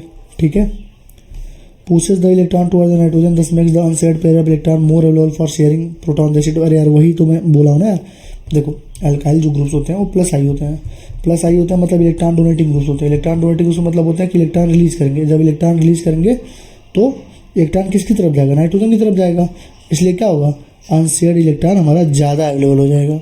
इसलिए क्या होगा? इसकी बेसिसिटी भी बढ़ जाएगी, वही लिखा हुआ है। ठीक है, plus I effect of the alkyl group की वजह से होता है ये सब। Hence alkyl amines are stronger bases than ammonia. अभी ऊपर बताया हूँ ये एल्किल अमाइंस ज़्यादा स्ट्रॉन्गर होंगे, और अमोनिया जो होगा तुम्हारा एरोमेटिक अमाइन से ज़्यादा होगा। एरोमेटिक अमाइन ज़्यादा बेसिक होगा, सब बताया ऊपर। ठीक है, the order of basicity in the gaseous phase follow करता है टर्सरी, सेकेंडरी, प्राइमरी और एनर्जी। बताया हूँ ना अभी। यहाँ पे देखो गैसियस फेज में टर्सरी, सेकेंडरी और ये लास्ट में अमाइन बचता है। ठीक है, लेकिन वही लिक्विड फेज में था तो क्या था? 1 डिग्री 2 डिग्री 3 डिग्री था। तो देख लेना लिक्विड में पूछ रहा है, गैसियस पूछ रहा है, इस चीज़ का ध्यान रखना है तुम्हें। ठीक है, the trend is not regular in the aqueous state. Aqueous में नहीं होता है, प्राइमरी होता है। ठीक है, in the aqueous phase the substituted ammonium cations gets stabilized not only by the electron releasing effect by alkyl group plus I but also by the solvation. वही तो हो रहा है कि एक्वस में क्या दिक्कत आती है? प्लस आई और साथ में सॉल्वेशन इफेक्ट भी लगने लगता है। इसके वजह से जो ऑर्डर होती है चेंज हो जाती है। ठीक है, तो greater the size of the ion lesser will solvation less stabilize will ion. वही तो, अगर साइज बड़ा हो जाएगा, मैंने बोला साइज अगर बड़ा हो जाएगा तो ज़्यादा एल्किल ग्रुप, मतलब साइज जब बड़ा हो जाएगा बेचारे का तो सॉल्वेशन कम होगा तो उसका स्टेबलाइजेशन भी कम होगा। ठीक है, तो बॉइलिंग पॉइंट का ऑर्डर एक्वस में क्या हो जाएगा? 1 2 3 हो जाएगा, पहले बता चुका हूँ। ठीक, greater is the stability of substituted amine cation, stronger should be the corresponding amine. वही बात है, जितना ज़्यादा स्टेबिलिटी उतना ज़्यादा बेस होगा। अच्छा, सेकेंडली व्हेन द, ये देखो क्या लिखा है, the order of basicity of aliphatic amine should be primary, secondary, tertiary. Order याद कर लो भैया। ठीक है, वही चीज़ बताया हूँ अभी, वही है। Secondly when the alkyl group is small like CH3 group है, there is no steric hindrance hydrogen bonding to hydrogen bonding. In case of the alkyl group bigger than CH3 group there will steric hindrance 20। वही कह रहे, देखो अगर छोटा है, देखो CH3 छोटा है। ठीक है, तो हाइड्रोजन बॉन्डिंग आराम से हो सकती है, लेकिन CH3 बड़ा CH2H5 बहुत बड़ा तो हाइड्रोजन बॉन्डिंग कहाँ हो पाएगी? सॉल्वेशन नहीं सही से हो पाएगा, तो उतना ज़्यादा सॉल्वेशन नहीं हो, उतना ज़्यादा बेसिसिटी नहीं हो पाएगी। बेसिसिटी तो होगी। क्या लिखा है? स्टेरिक हिंड्रेंस ज़्यादा होगा तो हिंड्रेंस होगी हाइड्रोजन बॉन्डिंग की, ठीक है। तो बेसिक स्ट्रेंथ भी चेंज होता रहेगा, ठीक है ना। वही चीज़ है, बेसिक स्ट्रेंथ चेंज होता रहेगा, अलग अलग होता है। हमको बस 2-3 बस याद रखना, 2-3 में बता दे रहा हूँ। पहला गैसियस फेज में बता दिया, दूसरा लिक्विड फेज में बता दिया, ठीक है। 2 और बता रहा हूँ। तो वही लिखा हुआ है कि interplay of the inductive effect, solvation effect, steric hindrance, ये सारे एल्काइल ग्रुप में आ जाते हैं जो बेसिक स्ट्रेंथ को डिसाइड करते हैं। Basic strength is not decided by only the plus I group, it also decide by the solvation effect, it also decide by the inductive effect. इस चीज़ का ध्यान रखना, ठीक है। Steric hindrance it also decide by the steric hindrance, ठीक। देखो अब देखो तुमसे पूछ लेता है क्या कि एक्वस सॉल्यूशन में बेसिक स्ट्रेंथ का ऑर्डर बताओ। ये देखो, ये तुम देख रहे हो, ये मिथाइल है, मिथाइल है, मिथाइल है। तो जब मिथाइल के बारे में पूछेगा तो ऑर्डर होगा 213। लेकिन जब इथाइल के बारे में पूछेगा तो ऑर्डर हो जाएगा 231। तो बताओ याद कैसे करोगे, तो तुम कहोगे भैया ये देखिए आप इसमें CH3 है तो ये C2H5 है, तो छोटा कौन है, तो CH3, तो छोटा है तो 213 ऑर्डर, मतलब 2 डिग्री 1 डिग्री 3 डिग्री आंसर होगा, ठीक है, लास्ट में अमोनिया। लेकिन भैया जब C2H5 है तो बड़ा है, तो बड़ा वाला तो 231 कर देंगे, 231 कर देंगे। तो ये दोनों चीज़ तुमको याद रखनी है। और लिक्विड और उसमें लिक्विड फेज में क्या था और गैसियस फेज में क्या था, ये 4 चीज़ तुमको याद करके चलनी। यही सारे क्वेश्चन पूछा था, इसके अलावा कुछ पूछा नहीं था, ठीक। दूसरा टॉपिक है arylamines. Arylamines versus क्या हो जाएगा, PKV value of aniline is quite how that, क्यों हो रहा है, क्योंकि NH2 group attach directly to the benzene, सही बात है, तभी तो एरिला माइंस है। It result in the unshared electron pair of nitrogen atom to be in conjugation. देखो जो लोन पेयर था यहाँ पे वो कंजुगेशन में चला गया, रेजोनेंस में चला गया विद बेंजीन रिंग, दस making it less available for protonation. इसलिए क्या, जब भैया इधर चला गया तो इधर थोड़ी नहीं देगा, प्रोटोनेशन कहाँ हो पाएगा इसका अच्छे से, ठीक है। तो ये 5 स्ट्रक्चर तुमको बन रहे हैं, देख रहे हो, NH2 प्लस वाले के 5 स्ट्रक्चर बन रहे हैं। 5 स्ट्रक्चर कैसे बन रहे हैं, देखो होता क्या है, लोन पेयर या प्लस चार्ज या माइनस चार्ज 3 नंबर पे जाता है। कहाँ पे जाता है, 3 नंबर पे। तो देखो 1 नंबर 2 नंबर 3 नंबर, अब यहाँ पे आ जाएगा लोन पेयर, देखो यहाँ पे आ गया चार्ज, देख लो प्लस माइनस हुआ ना, तो चार्ज या लोन पेयर प्लस माइनस यहीं पे आता है 3 नंबर पे। और जो बॉन्ड होता है एक पीछे खिसकता है, मतलब मैं लिख रहा हूँ 3 आगे जाता है और बॉन्ड जो होता है एक पीछे आता है। रेजोनेंस स्ट्रक्चर ऐसे ही बनाते हैं, ठीक है, प्लस माइनस और रेडिकल, 3 आगे जाता है और बॉन्ड एक पीछे। देखो यहाँ पे जैसे यहाँ पे तुम्हारा आगे देखो 3 आगे जाएगा, 1 2 3, अब माइनस चार्ज यहाँ पे आएगा। और जो डबल बॉन्ड था देखो, इसका जो डबल बॉन्ड एक पीछे जाएगा तो डबल बॉन्ड यहाँ आ गया, अब इसका डबल बॉन्ड एक पीछे जाएगा, यहाँ आ जाएगा, देखो यहाँ पे आ गया। फिर इसको 3 नंबर पे जाएगा, देखो 1 2 3, अब यहाँ पे आ जाएगा, देखो यहाँ पे आ गया माइनस चार्ज और डबल बॉन्ड एक पीछे जाएगा, यहाँ आ गया, ठीक है। तो देखो 5 स्ट्रक्चर इसके बन रहे हैं, ठीक है। ऑन द अदर हैंड जो एनिलियम आयन होता है NH3+, उसका 2 ही स्ट्रक्चर बन पाता है। तो यहाँ पे हमको दिख रहा है कि एनिलीन का 5 एरोनेस्टिक स्ट्रक्चर है, it is more stable than anilinium ion, ठीक है। तो aniline is more stable than anilinium ion होता है, इस चीज़ का ध्यान रखना है, ठीक। एनिलीन मतलब NH2, एनिलियम आयन मतलब NH3+ होता है, तो मोर स्टेबल होगा, ठीक है। हेंस द प्रोटॉन एक्सेप्टेबिलिटी और the basic nature of amines aniline और other aromatic amines would be less than ammonia. तो यही लिखा है ऊपर, मैंने क्या बताया था, ऊपर मैंने यही तो बताया था कि जो एलिफेटिक वाला होता है उसका ज़्यादा होता है अमोनिया से, और अमोनिया का ज़्यादा होता है एरिलामिन से। क्यों अमोनिया का ज़्यादा, क्यों एरिलामिन से, क्यों, क्योंकि जो उसका लोन पेयर है वो डायरेक्ट कंजुगेशन में रेजोनेंस में है, तो पहला काम रेजोनेंस में करेगा, उसी में घूमता रहेगा, तो तुमको डोनेट ही नहीं कर पाएगा, ठीक है। इसलिए क्या रखना है कि aniline is more stable than anilinium ion, but basicity of anilinium ion plus basicity of इसका एनिलीन की बेसिसिटी अमोनिया से कम होगी, ये चीज़ तुमको ध्यान रखना है, ठीक। In the case of substituted aniline में मान लो कुछ ग्रुप्स लगे हुए हैं, जैसे electron releasing group OCH3 CH3, ये सारे इंक्रीज करते हैं, और इलेक्ट्रॉन विड्रॉइंग ग्रुप डिक्रीज करेंगे बेसिसिटी को, जैसे NO2 SO3H COOH, ठीक है। ये सारे ग्रुप तुमको खींच देंगे, मतलब इलेक्ट्रॉन को जैसे मान लो यहाँ पे तुमने लगा दिया क्या NO2 लगा दिया, तब ये तो अपने तरफ भी खींचने लगेगा, पहले तो रेजोनेंस में था, अब अपने तरफ भी खींचने लगा, तो अब और भी कम हो जाएगा, और भी डोनेशन के लिए बचेगा ही नहीं कुछ, तो बेसिसिटी और कम हो जाएगी।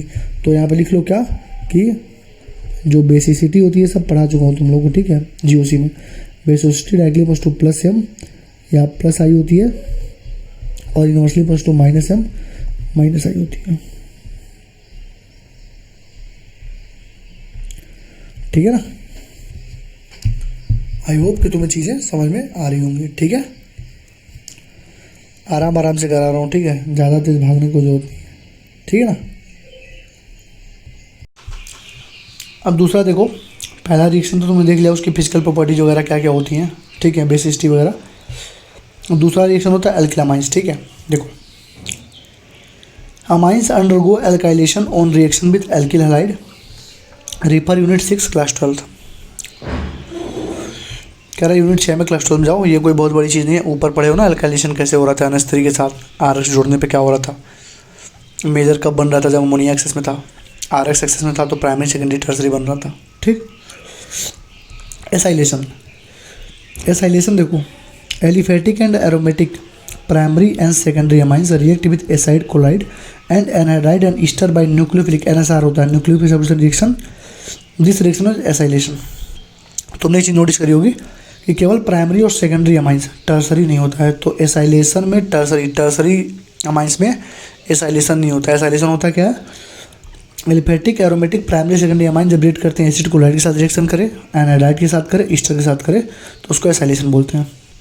Acylation is preferred because N oxygen with A double bond along with R which reduces the electron density, electron density reduce कर देता है। जैसे यहाँ पे देखो ऑक्सीजन में डबल बॉन्ड है तो अलॉन्ग विथ एल्किल ग्रुप भी है यहाँ पे, तो इलेक्ट्रॉन डेंसिटी थोड़ी कम हो जाएगी। ठीक है। The product obtained by acylation reaction Anuj amide, जो एसाइलेशन से बनते हैं वो क्या होते हैं, अमाइड होते हैं। ठीक। देखो होता क्या, देखो सिंपल सी बात, क्या होगा देखना, ये था तुम्हारा इथेनामाइन था, ठीक है, ये तुमने बेस में उसके साथ रिएक्शन कराया तो होगा क्या, देखो ये वाला H और ये वाला Cl गायब हो जाएंगे, HCl बना के बाहर निकल गया तो बचा क्या NHCO, और ये कौन सा लिंकेज होता है, अमाइड होता है। तो क्या बच गया, ये इसका नाम कैसे लिखे हो, देखो नाम कैसे लिखो, N से डायरेक्ट कौन सा ग्रुप जुड़ा है C2H5, नाम लिखोगे N इथाइल और उसके बाद इथेन अमाइड, इथेनामाइड। ठीक। क्यों इसको सब प्रीफिक्स क्यों लिखा मैंने, क्योंकि ये NHCO तो बड़ा हो जाएगा ना, NHCO अमाइड ग्रुप हो गया ना, इसलिए C2H5 को पहले कर दिया। यहाँ पर देखो H और Cl बाहर गए तो ये हमारा बन गया, ये तुम्हारा बन गया। देखो फिर से हमारे पास N पे इथाइल है और यहाँ पर इथाइल, N का मैंने डाइथाइल लिख दिया और C+O के साथ कौन जुड़ा है डायरेक्ट CH3, तो इथेनामाइड लिख दिया। इथेनामाइड क्यों लिखा, क्योंकि दो है ना, एक इसका कार्बन एक इसका कार्बन, दो कार्बन, जैसे यहाँ पे देखो इसका भी एक कार्बन इसका भी एक कार्बन, दो कार्बन, तो इथेनामाइड लिख दिया यहाँ पे। ठीक है। तो ये सफिक्स की तरह लिखेंगे, जो COO के साथ जुड़ा होगा वो सारा सफिक्स की तरह लिखेंगे और ये आगे वाला सारा क्या प्रीफिक्स की तरह लिखेंगे। ठीक है। वैसे तुमने एनाइडाइड के साथ रिएक्शन जब किया, एनाइडाइड के साथ किसी भी बेंजीन अमीन का, मतलब एनाइडाइड के साथ रिएक्शन करोगे अमाइन का, तो इसमें देखो क्या होगा, देखो इसमें उठा दो क्या, देखो NH और C+O, ये COO और H, ये इसको बाहर निकाल दो और ये CH3। ठीक है। तो क्या बना हमारे पास, इसको इंपॉर्टेंट रखना, बहुत ज़्यादा इंपॉर्टेंट है।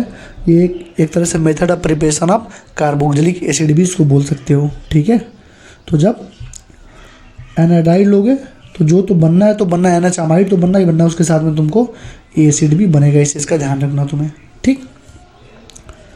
Amides also react with benzyl chloride C6H5COCl, this reaction is known as benzoylation. देखो बेंजोइलेशन क्या बोलते हैं, बेंजोइलेशन में क्या होगा, देखो होगा क्या, ये देखो C+O Cl है प्लस CH3 NH2 है, तो यहाँ से H और यहाँ से Cl बाहर निकल जाएगा तो क्या बचेगा, ये क्या बचेगा बताओ, C+O NH CH3, ये बन जाएगा। इसको क्या बोलेंगे, देखो N पे क्या मिथाइल और पूरा क्या होगा बेंजामाइड, क्योंकि अभी ये पूरा बड़ा ग्रुप बल्कि ग्रुप आगे इसको सफिक्स देना पड़ेगा, तो N पे मिथाइल बेंजामाइड हो जाएगा। ठीक है। तो ये तुम्हारा क्या हो गया Cl बाहर, इसको क्या बोलते हैं, इसको बोलते हैं हम लोग क्या, बेंजोइलेशन। क्या बोलते हैं, बेंजोइलेशन। ठीक है। आगे बोलो। चौथा रिएक्शन होता है हमारा कार्बिलामाइन रिएक्शन। कार्बिलामाइन रिएक्शन में क्या होता है, एलिफेटिक और एरोमेटिक दोनों प्राइमरी अमाइंस लेंगे। प्राइमरी अमाइंस ले रहे हैं, हीट करेंगे क्लोरोफॉर्म के साथ और इथेनॉलिक पोटेशियम हाइड्रोक्साइड के साथ। किसके साथ, क्लोरोफॉर्म के साथ। ये चीज़ पहले ध्यान रखना। ठीक है। और मतलब जैसे मान लो RNH2 है, उसका रिएक्शन करा दो का KOH के साथ प्लस क्लोरोफॉर्म के साथ CH3 के साथ। ठीक है, क्लोरोफॉर्म के साथ। तो क्या बनाएगा, आइसोसाइनाइड बनाएगा और कार्बिलामाइंस बनाएगा। बीच और फाउल स्मेलिंग क्या बनाएगा, ध्यान रखना क्या बनाएगा, आइसोसाइनाइड। साइनाइड नहीं, आइसोसाइनाइड। क्या बनाएगा, आइसोसाइनाइड। क्या बनाएगा, आइसोसाइनाइड बनाएगा। ठीक है, आइसोसाइनाइड बना देगा। ठीक है। और ये क्या होते हैं, फाउल स्मेलिंग। कैसे होते हैं ये, फाउल स्मेलिंग। क्या होते हैं ये, फाउल स्मेलिंग होते हैं। ठीक है।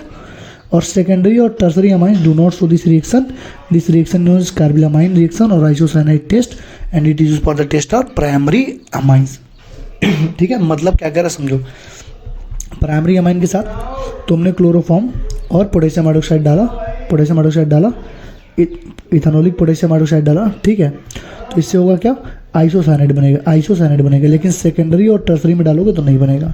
इसलिए ये इसको आइसोसाइनाइड टेस्ट बोलते हैं या कार्बिलामाइन टेस्ट बोलते हैं, और ये टेस्ट है किसके लिए, प्राइमरी अमाइंस के लिए। ठीक है, ये देखो क्लोरोफॉर्म KOH डाला, RLC बना, KCl2। सेकेंडरी टर्सरी देंगे ही नहीं तो इसको तुम डिफरेंशिएशन की तरह भी यूज़ कर सकते हो। ठीक है, जेमेंस में 16/15/2009 में भी पूछा गया है। नाइट्रस एसिड के साथ रिएक्शन करा दो।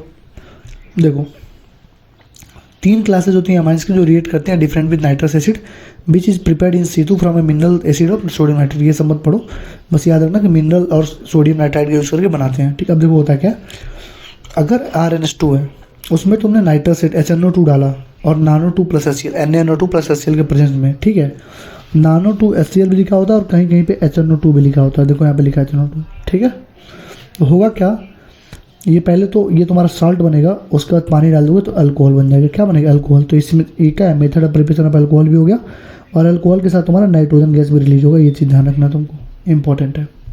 ठीक, लेकिन एक्स्ट्रा क्या इसमें याद रखना, अगर वही चीज़ CH3NH2, अगर ये R की जगह क्या हो CH3 हो, तो CH3NH2 में अगर 2 मोल HNO2 डाल दोगे तो ये CH3OCH3 बन जाएगा। ठीक है, ईथर की तरह काम करने लगेगा। किसकी तरह, ईथर की तरह। समझ में आई क्या कह रहा हूँ मैं। अगर R की जगह CH3 होगा, और 2 मोल HNO2 तुमने ले लिया तो CH3OCH3 बनेगा। लेकिन इसके अलावा कुछ भी रहे, CH3NH2 के अलावा कुछ भी रहे, XYZ CH3CH2 कुछ भी रहे, तो तुम्हारा अल्कोहल बनेगा। देखो यहाँ पे अल्कोहल बनाया है ना, लेकिन यहाँ पे एक चीज़ मेंशन नहीं किया कि अगर यहाँ पे CH3NH2 रहे तो मतलब सबसे बेसिक अमाइन रहे तो तुम्हारा क्या बनेगा, CH3OCH3 बनेगा। इसका ध्यान रखना है तुम्हें। ठीक है, उसके अलावा कुछ भी रहेगा तो क्या बनेगा, CH3CH2OH बनेगा। इसका ध्यान रखना। ठीक है, साथ में नाइट्रोजन निकलेगी। और ये क्या थे, एलिफैटिक अमाइंस था। ठीक, अगर एरोमेटिक अमाइंस रहा, react with nitrous acid at low temperature, तो लो टेम्परेचर होना चाहिए। लो टेम्परेचर मतलब 200 कितना टेम्परेचर, 273 278, तो डाइजोनियम साल्ट बनते हैं।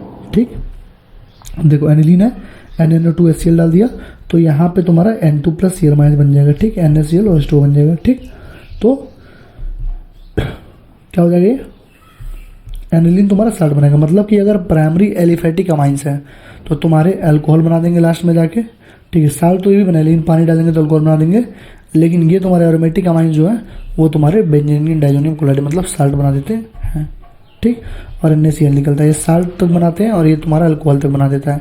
और ईथर कब बनता है, जब CH3NH2 रहता है। तो ठीक, और सेकेंडरी टर्सरी अलग तरीके से रिएक्ट करते हैं, यहाँ पे लिखा गया है। ठीक है, छठवां रिएक्शन क्या है, reaction with aryl sulphonyl chloride. तो एरिल सल्फोनिल क्लोराइड को बोलते हैं हम लोग बेंजीन सल्फोनिल क्लोराइड C6H5SO2Cl। इसको हिंसबर्ग रीजन बोलते हैं। क्या बोलते हैं, हिंसबर्ग रीजन बोलते हैं। और रिएक्ट करता है प्राइमरी और सेकेंडरी अमाइंस के साथ तो सल्फोनामाइड बनाता है, लेकिन टर्सरी के साथ नहीं करता। क्यों, क्योंकि हाइड्रोजन ही नहीं बचता। तो देखो प्राइमरी अमाइन के साथ किया, ये Cl और एक हाइड्रोजन बाहर निकला, SO यहाँ बचा, NaCl ऐड कर दो। Cl बाहर निकलो, सब ऐड कर दो। तो तुमने देखा यहाँ पे N के साथ एक हाइड्रोजन अभी भी बचा हुआ है, तो ये सॉल्युबल है किसमें, एल्कली में सॉल्युबल है। क्यों, क्योंकि हाईली एसिडिक है, हाइड्रोजन तो मतलब एसिडिक है तो बेस में सॉल्युबल होगा, ये लिखा हुआ है। The hydrogen attach to the nitrogen in sulphonamide is strongly acidic due to the presence of strong, वही तो strong electron be doing sulphonyl group. देखो अब तुमसे पूछेगा ये जो हाइड्रोजन है ये इतना एसिडिक क्यों है, क्योंकि इसके साथ जो ये SO2 लगा हुआ है ना, due to presence of sulphonyl group. ये जो सल्फोनिल ग्रुप है वो क्या है, हाईली इलेक्ट्रॉन विड्रॉइंग है। ठीक है, इस चीज़ का तुम्हें ध्यान रखना, हाईली इलेक्ट्रॉन विड्रॉइंग है। ठीक, जब सेकेंडरी अमाइन के साथ रिएक्शन करोगे तो क्या होगा, सेकेंडरी अमाइन के साथ फिर से एसिडिक होगा। क्यों होगा, क्योंकि सेकेंडरी अमाइन के साथ रिएक्शन करोगे तो Cl और HCl तो भाग जाएंगे बाहर। सेकेंडरी की नहीं यार, ये सॉरी ये देखो,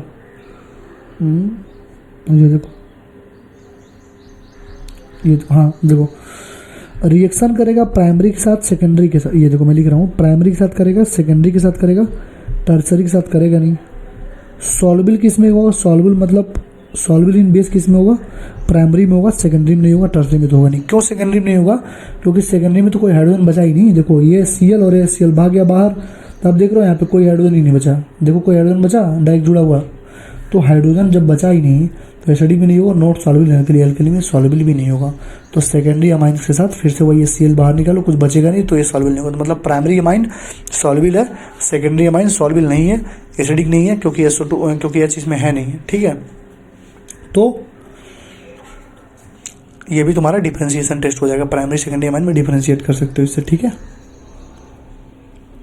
तो यहाँ पे देखो ये भी लिखा हुआ है N diethyl benzene sulphonamide does not contain in hydrogen, इसलिए ये एसिडिक नहीं होगा, इनसॉल्युबल होगा। और टर्सरी अमाइन तो रिएक्ट ही नहीं करता, तो टर्सरी अमाइन रिएक्ट ही नहीं करता। तो देखो अगर प्राइमरी सेकेंडरी और टर्सरी में से प्राइमरी और सेकेंडरी को अगर आइडेंटिफाई करना है तो तुम क्या करोगे, बेंजीन सल्फोनिल वाला डाल दो, क्योंकि ये सॉल्युबल नहीं होगा, ये सॉल्युबल होगा।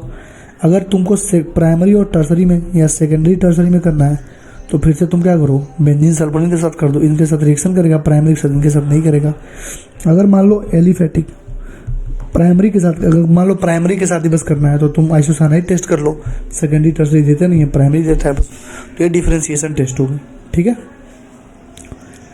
लास्ट हमारा है इलेक्ट्रोफिलिक सब्स्टिट्यूशन रिएक्शन। तो देखो आर्थो और पैरा पे इलेक्ट्रोफिलिक सब्स्टिट्यूशन होता है, ठीक है। NH2 ग्रुप हमारा क्या है, आर्थो और पैरा डायरेक्टिंग है और पावरफुल एक्टिवेटिंग ग्रुप है, पता ही NH2 क्यों है, अगर H2 पास लोन पेयर भी नहीं है तो प्लस M ग्रुप है तो आर्थो पैरा डायरेक्टिंग तो होता ही है, ठीक है। तो जैसे ब्रोमिनेशन है, तो ब्रोमिनेशन है एनिलीन है, इसमें तुमने 3Br2 डाला, Br2 in the presence of पानी, ये चीज़ का ध्यान रखना, ठीक है। किसके प्रेजेंस में डालो, Br2 in the presence of पानी। तो देखो आर्थो और पैरा, ये आर्थो ये मेटा ये पैरा, तो आर्थो और पैरा पे ब्रोमीन जाकर जुड़ जाएगा, तो क्या बन जाएगा 2,4,6 ट्राई ब्रोमो एनिलीन बन जाएगा और ये वाइट 50 होगा, क्या बनेगा 2,4,6 ट्राई ब्रोमो एनिलीन और वाइट 50 बनेगा, किसके फॉर्म में, जब Br2 और H2 डालोगे तो, ठीक है। मेन प्रॉब्लम क्या है इलेक्ट्रोफिलिक सब्स्टिट्यूशन रिएक्शन का, एरोमेटिक कंपाउंड्स का, कि वेरी हाई रिएक्टिविटी होती है, बहुत ज़्यादा रिएक्टिविटी होती है, आर्थो पैरा पे होती है। अगर हमको एक बनाना है, जैसे मान लो देख रहे हो, अगर मुझको एक Br जोड़ना है तो एक Br तो ही नहीं रहा है क्यों, क्योंकि Br2 H2 बहुत ज़्यादा रिएक्टिव है, ये सारे रिएक्टिव होते हैं, तो ये तीनों जगह बना दे रहा है, ये तीनों जगह बना दे रहा है, ठीक है, ठीक। तो अब हमको करना क्या पड़ेगा, हमको एक बनाना तो क्या करना पड़ेगा, हमको एक अगर बनाना है तो सबसे पहले हम लोग पिरिडीन से रिएक्शन कराएंगे, किसके साथ, पिरिडीन से रिएक्शन कराएंगे। जैसे पिरिडीन के साथ रिएक्शन होगा तो देख रहे हो COCH3 यहाँ से आया, NH यहाँ से आया, ये H और H2O बाहर निकल गया, ठीक है, H2O बाहर निकल गया यहाँ से, ठीक है, ये देखो H2O बाहर निकल गया। फिर तुम रिएक्शन कराओगे Br2 in the presence of CH3COOH के साथ, Br2 in the presence of CH3COOH के साथ रिएक्शन कराओगे तो सब कुछ सेम रहेगा, बस Br आके यहाँ मेजर यहाँ पे Br आके जुड़ जाएगा, आर्थो मेटा पैरा पे आके Br जुड़ जाता है। और अगर इसका OH माइनस H प्लस से रिएक्शन करा दोगे तो ये सारे भी हट जाएंगे, NH2 और Br बन जाएगा, ठीक। तो अगर हमें तीनों जगह पे अगर रिएक्शन कराना तो Br2 NH2 डाल दो, क्योंकि रिएक्टिविटी बहुत ज़्यादा है तो डायरेक्ट तीनों में आर्थो और पैरा बना लेगा। लेकिन अगर हमको चाहिए मोनो, हमको बस एक ही ब्रोमीन कहीं लगाना है तो 3 स्टेप पे होगा। सबसे पहले पिरिडीन के साथ रिएक्शन कराओ, पानी बाहर निकलेगा, ये कंपाउंड बन जाएगा तुम्हारा। उसके साथ Br2 in the presence of CH3COOH, यहाँ देखो लिखा हुआ है if we have to prepare mono substituted aniline derivative, how can the activating group, कैसे होगा, this can be done by protecting NH2 group by acetylation, NH2 group का acetylation करने से बचा दो, NH2 group by acetylation, NH2 का स्टाइलेशन करा दो विथ एसिटिक एनाइड, एसिटिक एनाइड के साथ, वही पेरिडीन बोल रहा है, एसिटिक एनाइड के साथ करा दो, ठीक है। Then carried out substitution with acetic anhydride, then carrying out derived substitution followed by hydrolysis करना पड़ेगा। मतलब 3 स्टेप में रिएक्शन होगी, सबसे पहले एसिटिक एनाइड पेरिडीन डाल दो, H2O बाहर निकला, ये कंपाउंड बना, फिर Br2 सिलोज डालोगे तो Br2 पैरा जुड़ जाएगा, और फिर NHCO जो CH3 है उसमें तुम पानी हाइड्रोलिसिस करा दोगे तो पूरा हट के क्या बन जाएगा, अमाइड का है ना ये NHCO, तो ये पूरा हट के क्या बन जाएगा, ये पूरा तुम्हारा NH2 और Br बन जाएगा, 4 ब्रोमो एनिलीन। तो इस चीज़ का ध्यान रखना, ठीक है। तो यहाँ पे तीनों बनेगा और ये तीनों स्टेप का रिएक्शन अगर रहेगा तो ये तुमको केवल पैरा पे बनेगा, ठीक। इस चीज़ का तुम्हें ध्यान रखना है। नाइट्रेशन, अब नाइट्रेशन NO2 कैसा है, -M ग्रुप है, तो क्या यहाँ पे आर्थो पैरा तो जाएगा नहीं, -M पे जाएगा, ठीक है। तो वही लिखा होगा देखना, हाउएवर स्ट्रांगली एसिडिक मीडियम में aniline is protonated to form anilinium ion, जानते हो मेटा डायरेक्टिंग, एनिलियम आयन जो बन जाता है एनिलियम आयन मेटा डायरेक्टिंग होता है। तो जो ये बनेगा ना NO2, देखो यहाँ पे आर्थो सबसे कम बनेगा, ठीक है, आर्थो मिनिमम होगा 2% बनेगा। अभी तक कहाँ बन रहा था, आर्थो और पैरा पे, लेकिन अब कहाँ बनेगा, जब नाइट्रेशन कराओगे एनिलीन में तो आर्थो पे, पहले पैरा पे बनेगा, फिर मेटा पे बनेगा, फिर आर्थो पे। तो आर्थो सबसे कम होगा, सबसे मैक्सिमम कहाँ होगा, मैक्सिमम अभी भी पैरा पे होगा, मैक्सिमम अभी भी पैरा पे होगा, लेकिन मेटा तुम्हारा आ गया 47%, इस चीज़ का ध्यान रखना। और ये खत्म हो जाएगा, 2% के अराउंड क्या ही होता है, ठीक है। तो किससे होता है, HNO3 सपोर्ट डाल दो 288 के लेन पे, ठीक है। अब देखो NH2 ग्रुप को फिर से इंस्टॉलेशन बना देंगे, हमको बस अगर एक ही चाहिए। देखो यहाँ पे Na2 जुड़ गया, यहाँ पे Na2 हमको मिक्सचर मिल रहा है ना, HNO3 सपोर्ट डालने से मिक्सचर मिल रहा है, वहाँ पे Br2 पानी डालने से 3 ब्रोमीन एक ही पे जुड़ रहा था, यहाँ पे अलग अलग 3 कंपाउंड बना। अगर हमको एक ही चाहिए तो फिर हम वही काम करेंगे, प्रीडीन डालेंगे, ये बनेगा, HNO3 सपोर्ट डाल देंगे। जस्ट 1 सेकेंड,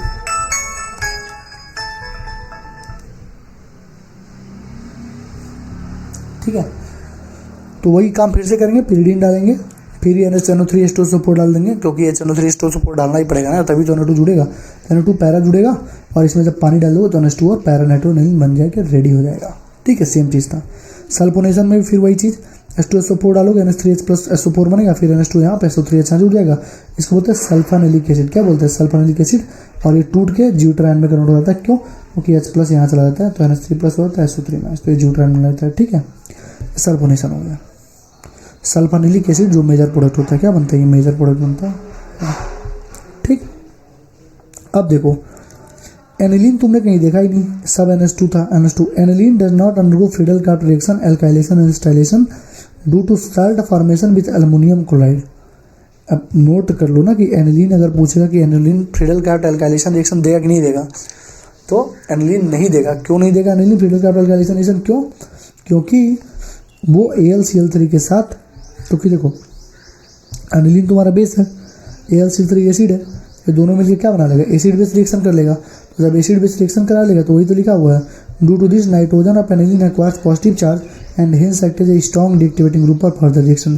तो जो नाइट्रोजन रहेगी ना उस पर, उससे पॉजिटिव चार्ज आ जाएगा, ठीक है, और ये डीएक्टिवेटिंग ग्रुप की तरह काम करना स्टार्ट कर देगा। इसलिए एनिलीन कभी भी फ्रीडल कार्ट रिएक्शन नहीं देता, एसिड बेस रिएक्शन कर लेता है AlCl3 के साथ, क्योंकि फ्रीडल कार्ट रिएक्शन अगर होगा तो AlCl3 होगा ही होगा, और ये तो कर ही नहीं पा रहे AlCl3 के साथ, तो इसका ध्यान रखना है, ठीक। अब आता है डाइजोनियम साल्ट। वही डाइजोनियम साल्ट ऊपर जो तुम पढ़े हो, R N प्लस होता है, X माइनस होता है, वही लिखा हुआ N2 plus X minus, R stand for aryl group, X minus chlorine bromine कुछ भी नेगेटिव हो सकता है, ठीक है। जैसे C6H5 N2 plus Cl minus है, इसको बेंजीन डाइजोनियम क्लोराइड बोलेंगे, क्योंकि यही तो होगा, यही तो हुआ। तो बेंजीन डाइजोनियम क्लोराइड। HSO4 है तो बेंजीन डाइजोनियम हाइड्रोजन सल्फेट हो जाएगा, HSO4 का नाम, ठीक है। अब देखो stability of arene diazonium ion is the base separation. देखो रेजोनेंस कर रहा है ना, यहाँ पे देखो रेजोनेंस क्या हो रहा है, मैंने क्या बोला था, 3 बार आगे बढ़ता है, 3 बार आगे जाएगा, 3 बार आगे पीछे, तो वही सेम चीज जैसे प्लस है, तो देखो ये मान लो ये यहाँ देखो ये प्लस है, 3 बार आगे भेजो, कहीं किसी भी करना, कहीं भी रेजोनेंस बनाना तो 3 बार आगे भेजो चार्ज को, 1 बार डबल बॉन्ड को पीछे। तो ये stability of arene diazonium ion किसके होता है, बेसिस ऑफ रेजोनेंस पे हम लोग उसको डिफाइन कर देते हैं, ठीक। मेथड ऑफ प्रिपरेशन क्या है, nitrous acid is produce in the reaction mixer by reaction of sodium nitrite. ये भी ऊपर पढ़ाया हूँ सेम चीज़। जब ये देखो क्या पढ़ाया था मैंने कि अगर RNH2 है तो अल्कोहल बन रहा था, लेकिन CH3NH2 था तो तुम्हारा ईथर बन रहा था, ठीक है। लेकिन इसके अलावा कुछ भी था तो तुम्हारा अल्कोहल बन रहा था। लेकिन अगर वही एराइल वाला था तो N2 प्लस Cl माइनस बन रहा था ना, साल्ट बन रहा था, तो वही चीज़ लिखा हुआ है कि डाइजेटाइजेशन इसको बोलते हैं। नाइट्रस एसिड की देखो नानो 2HCl लिखा हो, HNO2 लिखा हो, तो जब किसी भी एराइल अमीन में डालोगे तो इसका साल्ट बन जाता है। अभी ऊपर बताया हूँ वही सेम चीज़ यहाँ पे लिखा हुआ है, ठीक है। यहाँ पे NaCl बनता है, वहाँ पे नाइट्रोजन बन रहा था, ठीक है। नाइट्रोजन बन रहा था अल्कोहल वाले केस में, जो अल्कोहल बन रहा था प्राइमरी अमाइन एलिफेटिक वाले, ठीक है। तो nitrous acid is produce in the reaction mixer by reaction of sodium nitrite with hydrochloric. देखो सोडियम नाइट्राइट है, हाइड्रोक्लोरिक एसिड का रिएक्शन करोगे तो प्राइमरी एरोमेटिक अमाइंस को ये डाइजोनियम साल्ट में कन्वर्ट कर देगा। प्राइमरी एरोमेटिक अमाइन से ये इसको डाइजोनियम साल्ट में कन्वर्ट कर देगा, वही लिखा हुआ, ठीक है। The diazonium salt is not generally stored. उनको जनरली स्टोर नहीं करते क्योंकि रिएक्टिव होते हैं, प्लस माइनस चार्ज के टाइम हैं, तो स्टेबल कहाँ होगा, रिएक्टिव होगा तो उनको तुरंत यूज़ में ले लेते हैं हम लोग, ठीक, ठीक है ना। अब तुम देखो अभी ऊपर बताया हूँ RNH2 NNO2 HCl HNO2 तो ROH बनेगा N2HCl, लेकिन CH3OH ईथर कब बनेगा, तब CH3NH2 रहेगा। तो लेकिन अगर सेकेंडरी अमाइन में ये चीज़ कराओगे तो एक ऑयली लिक्विड येलो कलर का बनता है, जिसको नाइट्रोसोमीन बोलते हैं। इसका फॉर्मूला होता है RNNR डबल बॉन्ड O। ये डिटेक्टिंग सेकेंडरी अमाइन के लिए होता है और टर्सरी रिएक्शन कोई रिएक्शन नहीं करता है। तो तुम हमेशा देख रहे होगे कि जो मैं रिएक्शन करा रहा हूँ NH2HCl का, वो हमेशा प्राइमरी अमाइंस में करा रहा हूँ, ठीक है। तो जब तुमको सेकेंडरी में पूछेगा तो सेकेंडरी अमाइंस में अगर कराना होगा तो ये तुम्हारा ग्रुप बनेगा, वहाँ पे नाइट्रोसोमीन बनेगा। ग्रुप तो नहीं पूछता है, ऐसे स्ट्रक्चर पूछ लेगा और नाइट्रोसोमिन बता देगा कि ये बनता है, और ये येलो वाइली कलर का होता है डिटेक्शन ऑफ सेकेंडरी अमाइन, और टर्सरी में कोई रिएक्शन ही नहीं होता है। ठीक। फिजिकल प्रॉपर्टी में देखो, बेंजीन डाइजोनियम क्लोराइड क्या होता है, कलरलेस क्रिस्टलाइन होता है, रेडली सॉल्युबल होता है, स्टेबल होगा कोल्ड में, रिएक्टिव विद वाटर बेनवाम। देखो पानी में सॉल्युबल होगा, ठीक है, लेकिन कोल्ड वाटर में स्टेबल रहता है। थोड़ा सा वार्म वाटर दोगे तो अच्छे से क्या करेगा, ये रिएक्ट कर देगा। ठीक है। It decomposes easily in the dry state, dry state में डिकम्पोज होता है, ये भी ध्यान रखना, इंपॉर्टेंट लाइन है, थ्योरी में पूछा जा सकता है। ठीक है। Benzene diazonium fluoroborate in water in solvent stable at room temperature. अब देखो क्या कह रहा है कि जो बेंजीन का डाइजोनियम फ्लोरोबोरेट का जो साल्ट बनेगा वो वाटर इनसॉल्युबल होगा। अगर दिया हुआ है लाइन अलग से लिखा हुआ है, इसका मतलब कुछ ना कुछ इंपॉर्टेंट है, तो ध्यान रखना इस चीज़ का। ठीक है। Water insoluble. अगला देखो, रिएक्शन ऑफ डाइजोनियम को दो कैटेगरी में बांटा जा सकता है। पहला कि इन्वॉल्विंग डिस्प्लेसमेंट ऑफ नाइट्रोजन, दूसरा रिटेंशन ऑफ डाइजो ग्रुप। पहला क्या कि डिस्प्लेसमेंट ऑफ नाइट्रोजन कैसे हो रहा है, दूसरा involving of retention of the Dizo group. ठीक है। देखो पहला डिस्प्लेसमेंट ऑफ नाइट्रोजन, नाइट्रोजन को बाहर निकाल दो, नाइट्रोजन को बाहर फेंक दो। डिस्प्लेसमेंट नाइट्रोजन मतलब नाइट्रोजन को बाहर निकाल दो। तो तीन तरीके से होता है। सबसे पहला ये साल्ट है तुम्हारा, ठीक है, ये साल्ट है, इसमें तुम डालो Cu2Cl2 in the presence of HCl, तो क्या बन जाएगा, देखो ArCl बन जाएगा और N2 बाहर निकल जाएगा। कुछ नहीं करना, बस Cl जोड़ दो, जो भी तुम्हारा एरिल है उसमें Cl जोड़ दो। Cu2Br2 है तो ArBr बन जाएगा। CuCN KCN है तो ArCN बन जाएगा, N2 बाहर निकल जाएगा। मतलब हर एक केस में N2 बाहर निकल रहा है। इस रिएक्शन को हम लोग बोलते हैं क्या, सेंडमेयर रिएक्शन। ये क्या बेटर रिजल्ट देता है, सेंडमेयर रिएक्शन है और ये गेटरमैन रिएक्शन है, तो दोनों में अच्छा कौन है, सेंडमेयर अच्छा है। ठीक है।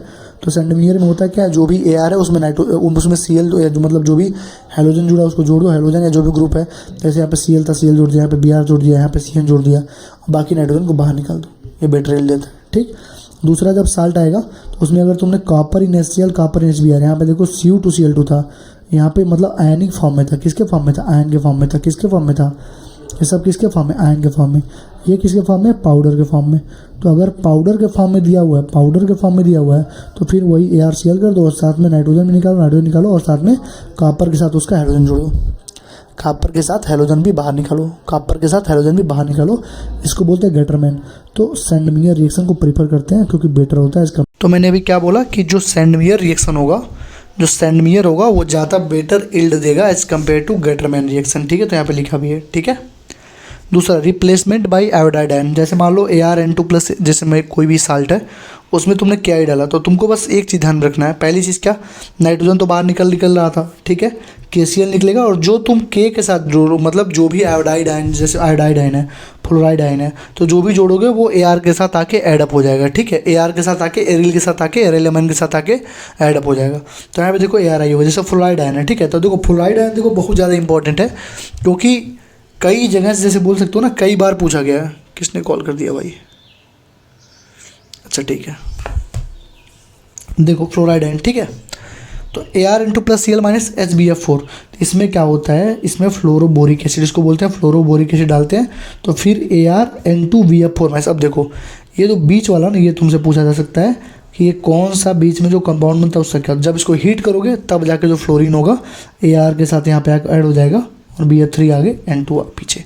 तो तुम्हें दो चीज़ इसमें याद रखनी है। पहला क्या कि पहले की बीच वाला जो कंपाउंड वो क्या बनेगा, और लास्ट में BF3 निकलेगा और नाइट्रोजन गैस भी निकलता है। ठीक है। यहाँ तो नाइट्रोजन निकल रहा था। ठीक।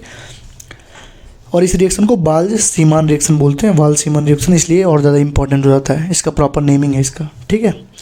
उसका replacement by hydrogen, certain mild reducing agent like hypophosphorous acid, phosphinic acid और ethanol reduce diazonium salt to arenes and themselves get oxidize to phosphorous acid and ethanol. मतलब कह रहा है कि कुछ माइल्ड रिड्यूसिंग एजेंट होते हैं जैसे हाइपोफॉस्फोरस एसिड या फॉस्फेनिक, ये क्या करते हैं, इथानॉल ये क्या करते हैं, डाइजोनियम साल्ट को एरिन्स में रिड्यूस कर देते हैं। ठीक है। और खुद जो है ऑक्सीडाइज होते हैं फास्फोरस एसिड में या इथानॉल में। जैसे इथानॉल था, OH था, अब कन्वर्ट हो गया इथानॉल में, CHO में, तो अल्कोहल से एल्डिहाइड हो गया, मतलब खुद का ऑक्सीडेशन कर लिया, तो दूसरे का ऑब्वियस है रिडक्शन करेगा। एग्जांपल देख लो इसका, ये देखो ये है H3PO2 मतलब फॉस्फेनिक एसिड, H2O, तो ये क्या करेगा, खुद को कन्वर्ट कर लेगा, मतलब खुद का ऑक्सीडेशन कर लेगा और दूसरे का रिडक्शन कर देगा, मतलब इसका रिडक्शन कर दे, ArN2+Cl- को रिडक्शन करके ARS डाल देगा, मतलब सीधे हाइड्रोजन जोड़ देता है, ठीक है, खुद का ऑक्सीडेशन कर लिया यहाँ पे, ठीक। जैसे Ar2+Cl अल्कोहल है, तो अल्कोहल खुद का ऑक्सीडेशन कर लिया, खुद का ऑक्सीडेशन मतलब एल्डिहाइड बना लेगा। देखो यहाँ पे अल्कोहल था, यहाँ एल्डिहाइड बन गया। और इसका जो है तुम खुद ही देख लो, N2Cl- को हटा के बस हाइड्रोजन जोड़ दिया, सिंपल सी बात है। तो इस चीज़ का तुम्हें ध्यान रखना है। H3PO2 चला जाता है H3PO3 में, ठीक। आगे बढ़ो, हाइड्रोक्सिल ग्रुप, मान लो कोई H2O से रिएक्शन कराओगे तो ArOH हो जाएगा, HCl बाहर निकलेगा। नाइट्रोजन देखो Ar(N2Cl-), जहाँ पे देखो नाइट्रोजन को पहले ही बाहर कर दो। उसके बाद देखो क्या कोई KCl KBr मतलब ऐसे कोई हाइड्रोजन के साथ निकलने वाला हो, ठीक है, मतलब फर्स्ट ग्रुप या सेकेंड ग्रुप का। फर्स्ट ग्रुप या सेकेंड ग्रुप में क्या होता है, फर्स्ट ग्रुप या सेकेंड ग्रुप में क्या होता है? अरे यार अल्कली मेटल से अल्कलाइन अर्थ मेटल्स, एक सेकेंड यार, हामनीस अरे मैं पढ़ा रहा हूँ, बस 10 मिनट में कॉल करता हूँ। ठीक है सुन लिया हूँ, कौन सा बोले हो? ठीक है ठीक है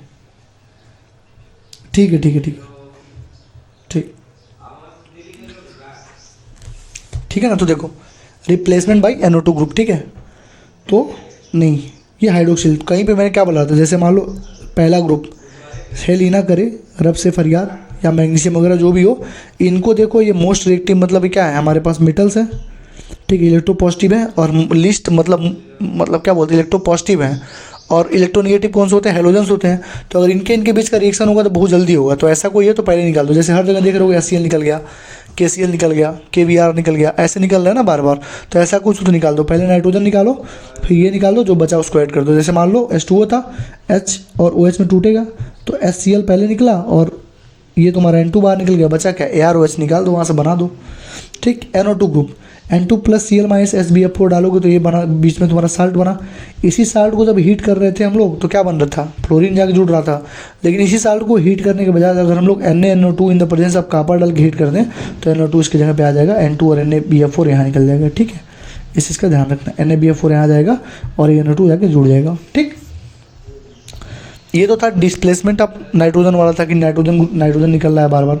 दूसरे टाइप के रिएक्शन क्या होता है, रिटेंशन वाले, रिटेंशन ऑफ डाइएजो ग्रुप, ठीक है। और एक चीज़ ध्यान रखो यहाँ पे कि रिटेंशन ऑफ डाइएजो ग्रुप में हमेशा ध्यान रखना, इसको बोलते हैं कपलिंग रिएक्शन। कपलिंग रिएक्शन में क्या होता है, पहले तो एक चीज़ हमेशा ध्यान रखो कि नाइट्रोबेंजीन कपलिंग रिएक्शन नहीं देता, nitrobenzene does not show coupling reaction, ये पहले याद कर लो। फिर देखो नीट में कितनी बार पूछा, जेईई में कितनी बार पूछा, होता है क्या इसमें कि एजो प्रोडक्ट होते क्या हैं, एजो प्रोडक्ट वो होते हैं जिनमें, ये तुमको कहाँ बताया था मैंने, बताओ, एजो वाले कौन से नहीं देते हैं, डुमाज मेथड में एजो वाले नहीं होते ना। डुमाज और जेलदाल में मैंने पढ़ाया था ना, डुमाज और जेलदाल में क्या अंतर था, वहाँ बताया था ना एजो कंपाउंड। तो एजो प्रोडक्ट वो होते हैं जिनमें एरोमेटिक रिंग्स ज्वाइंट होता है थ्रू N बॉन्ड से। दे आर ऑफन कलर्ड, ये हमेशा कलर्ड होते हैं, ऑफन मतलब जनरली कलर्ड होते हैं और डाइज की तरह यूज होते हैं, ठीक है। और पैरा पोजीशन पे कपल्ड होता है डाइजोनियम साल्ट के साथ, तो फॉर्म करता है पैरा हाइड्रोक्सोबेंजीन। ये सब मत पढ़ो, देखो ये इलेक्ट्रोफिलिक सब्स्टिट्यूशन रिएक्शन होता है, इसका ध्यान रखना। क्या होता है, ESR होता है, ये याद करो। और इसमें होता क्या है वो बताता हूँ मैं, ये देखो क्या होता है, ये देखो, ये तुम्हारा क्या है, बेंजीन डाइजोनियम क्लोराइड है। ये रिएक्शन करता है किसके साथ, ये रिएक्शन करता है किसके साथ बताओ, फिनॉल के साथ। किसके साथ, फिनॉल के साथ। तो ये क्या तुम्हारा फिनॉल है। और कंडीशन क्या होती है, ये देखो कंडीशन ध्यान रखना, ये माइल्ड बेसिक कंडीशन होती है।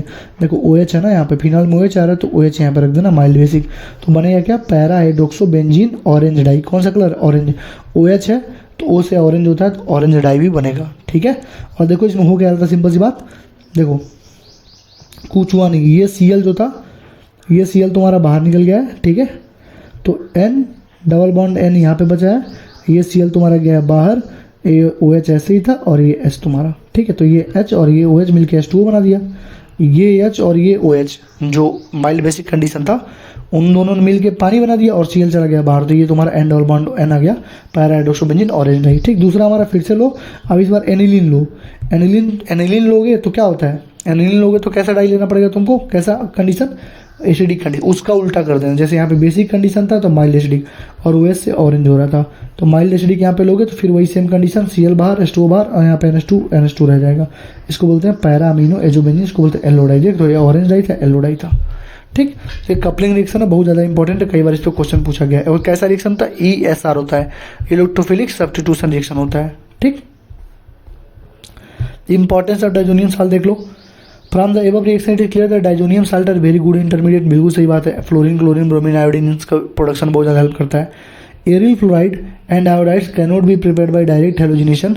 The cyano group cannot be introduced by the nucleophilic substitution of the chlorine and chlorobenzene but cyanobenzene can be easily obtained from diazonium salt. ये बहुत ज़्यादा इंपॉर्टेंट लाइन है। मे भी हो सकता है कि नीट 2025 में इससे क्वेश्चन आ जाए। अगर एजर्सन रीजन या स्टेटमेंट बेस्ड क्वेश्चन बनेगा तो यहाँ से बनने के 99% चांस है। क्यों? क्योंकि देखो क्या कह रहा है aryl fluoride and iodides cannot be prepared by direct halogenation. एक बना के दे देगा, बताओ स्टेटमेंट करेक्ट है कि सही है? तो भाई सही है ये। Cyano group cannot be introduce by nucleophilic substitution of the chlorine in chlorobenzene. इसका स्टेटमेंट बना सकता है। But cyanobenzene can be easily obtain from diazonium salt. सही बात है, साइनोबेंजीन बन सकता है, लेकिन साइनोबेंजीन बन सकता है, लेकिन साइनो ग्रुप हम लोग डायरेक्टली NSR से क्लोरीन को ऐड नहीं करा सकते। इस चीज़ का ध्यान रखना है। तो तुमसे क्या पूछ सकता है, एजर्सन रीजन बना के पूछ सकता है, सारी चीज़ें करके यहाँ से पूछ सकता है। इंपॉर्टेंट है। ठीक। बहुत सारे अदर ऑरोमेटिक कंपाउंड बनाते हैं which cannot be prepared by direct. देखो जो डायरेक्ट सब्स्टिट्यूशन से नहीं बन पाते हैं उनको हम लोग ऐसे इसमें ग्रुप में ऐड करके बना सकते हैं, वो लिखा हुआ है। ठीक। एक एक्स्ट्रा चीज़ जान लो, अगर इलेक्ट्रोलाइटिक रिडक्शन पूछ रहा है कि अगर NO2 का मतलब ये है ना नाइट्रोबेंजीन, अगर इसका इलेक्ट्रोलाइटिक रिडक्शन कर रहे हो, स्ट्रॉन्ग H+ में करोगे तो पैरा अमाइनो फिनॉल बनेगा और वीक H+ में करोगे तो एनिलीन बनेगा। ठीक है, इसका ध्यान रखना, कई बार 2 बार पूछा गया है। ठीक है, नीट में स्ट्रॉन्ग में पैरा अमाइनो फिनॉल और वीक में एनिलीन बनता है। ठीक।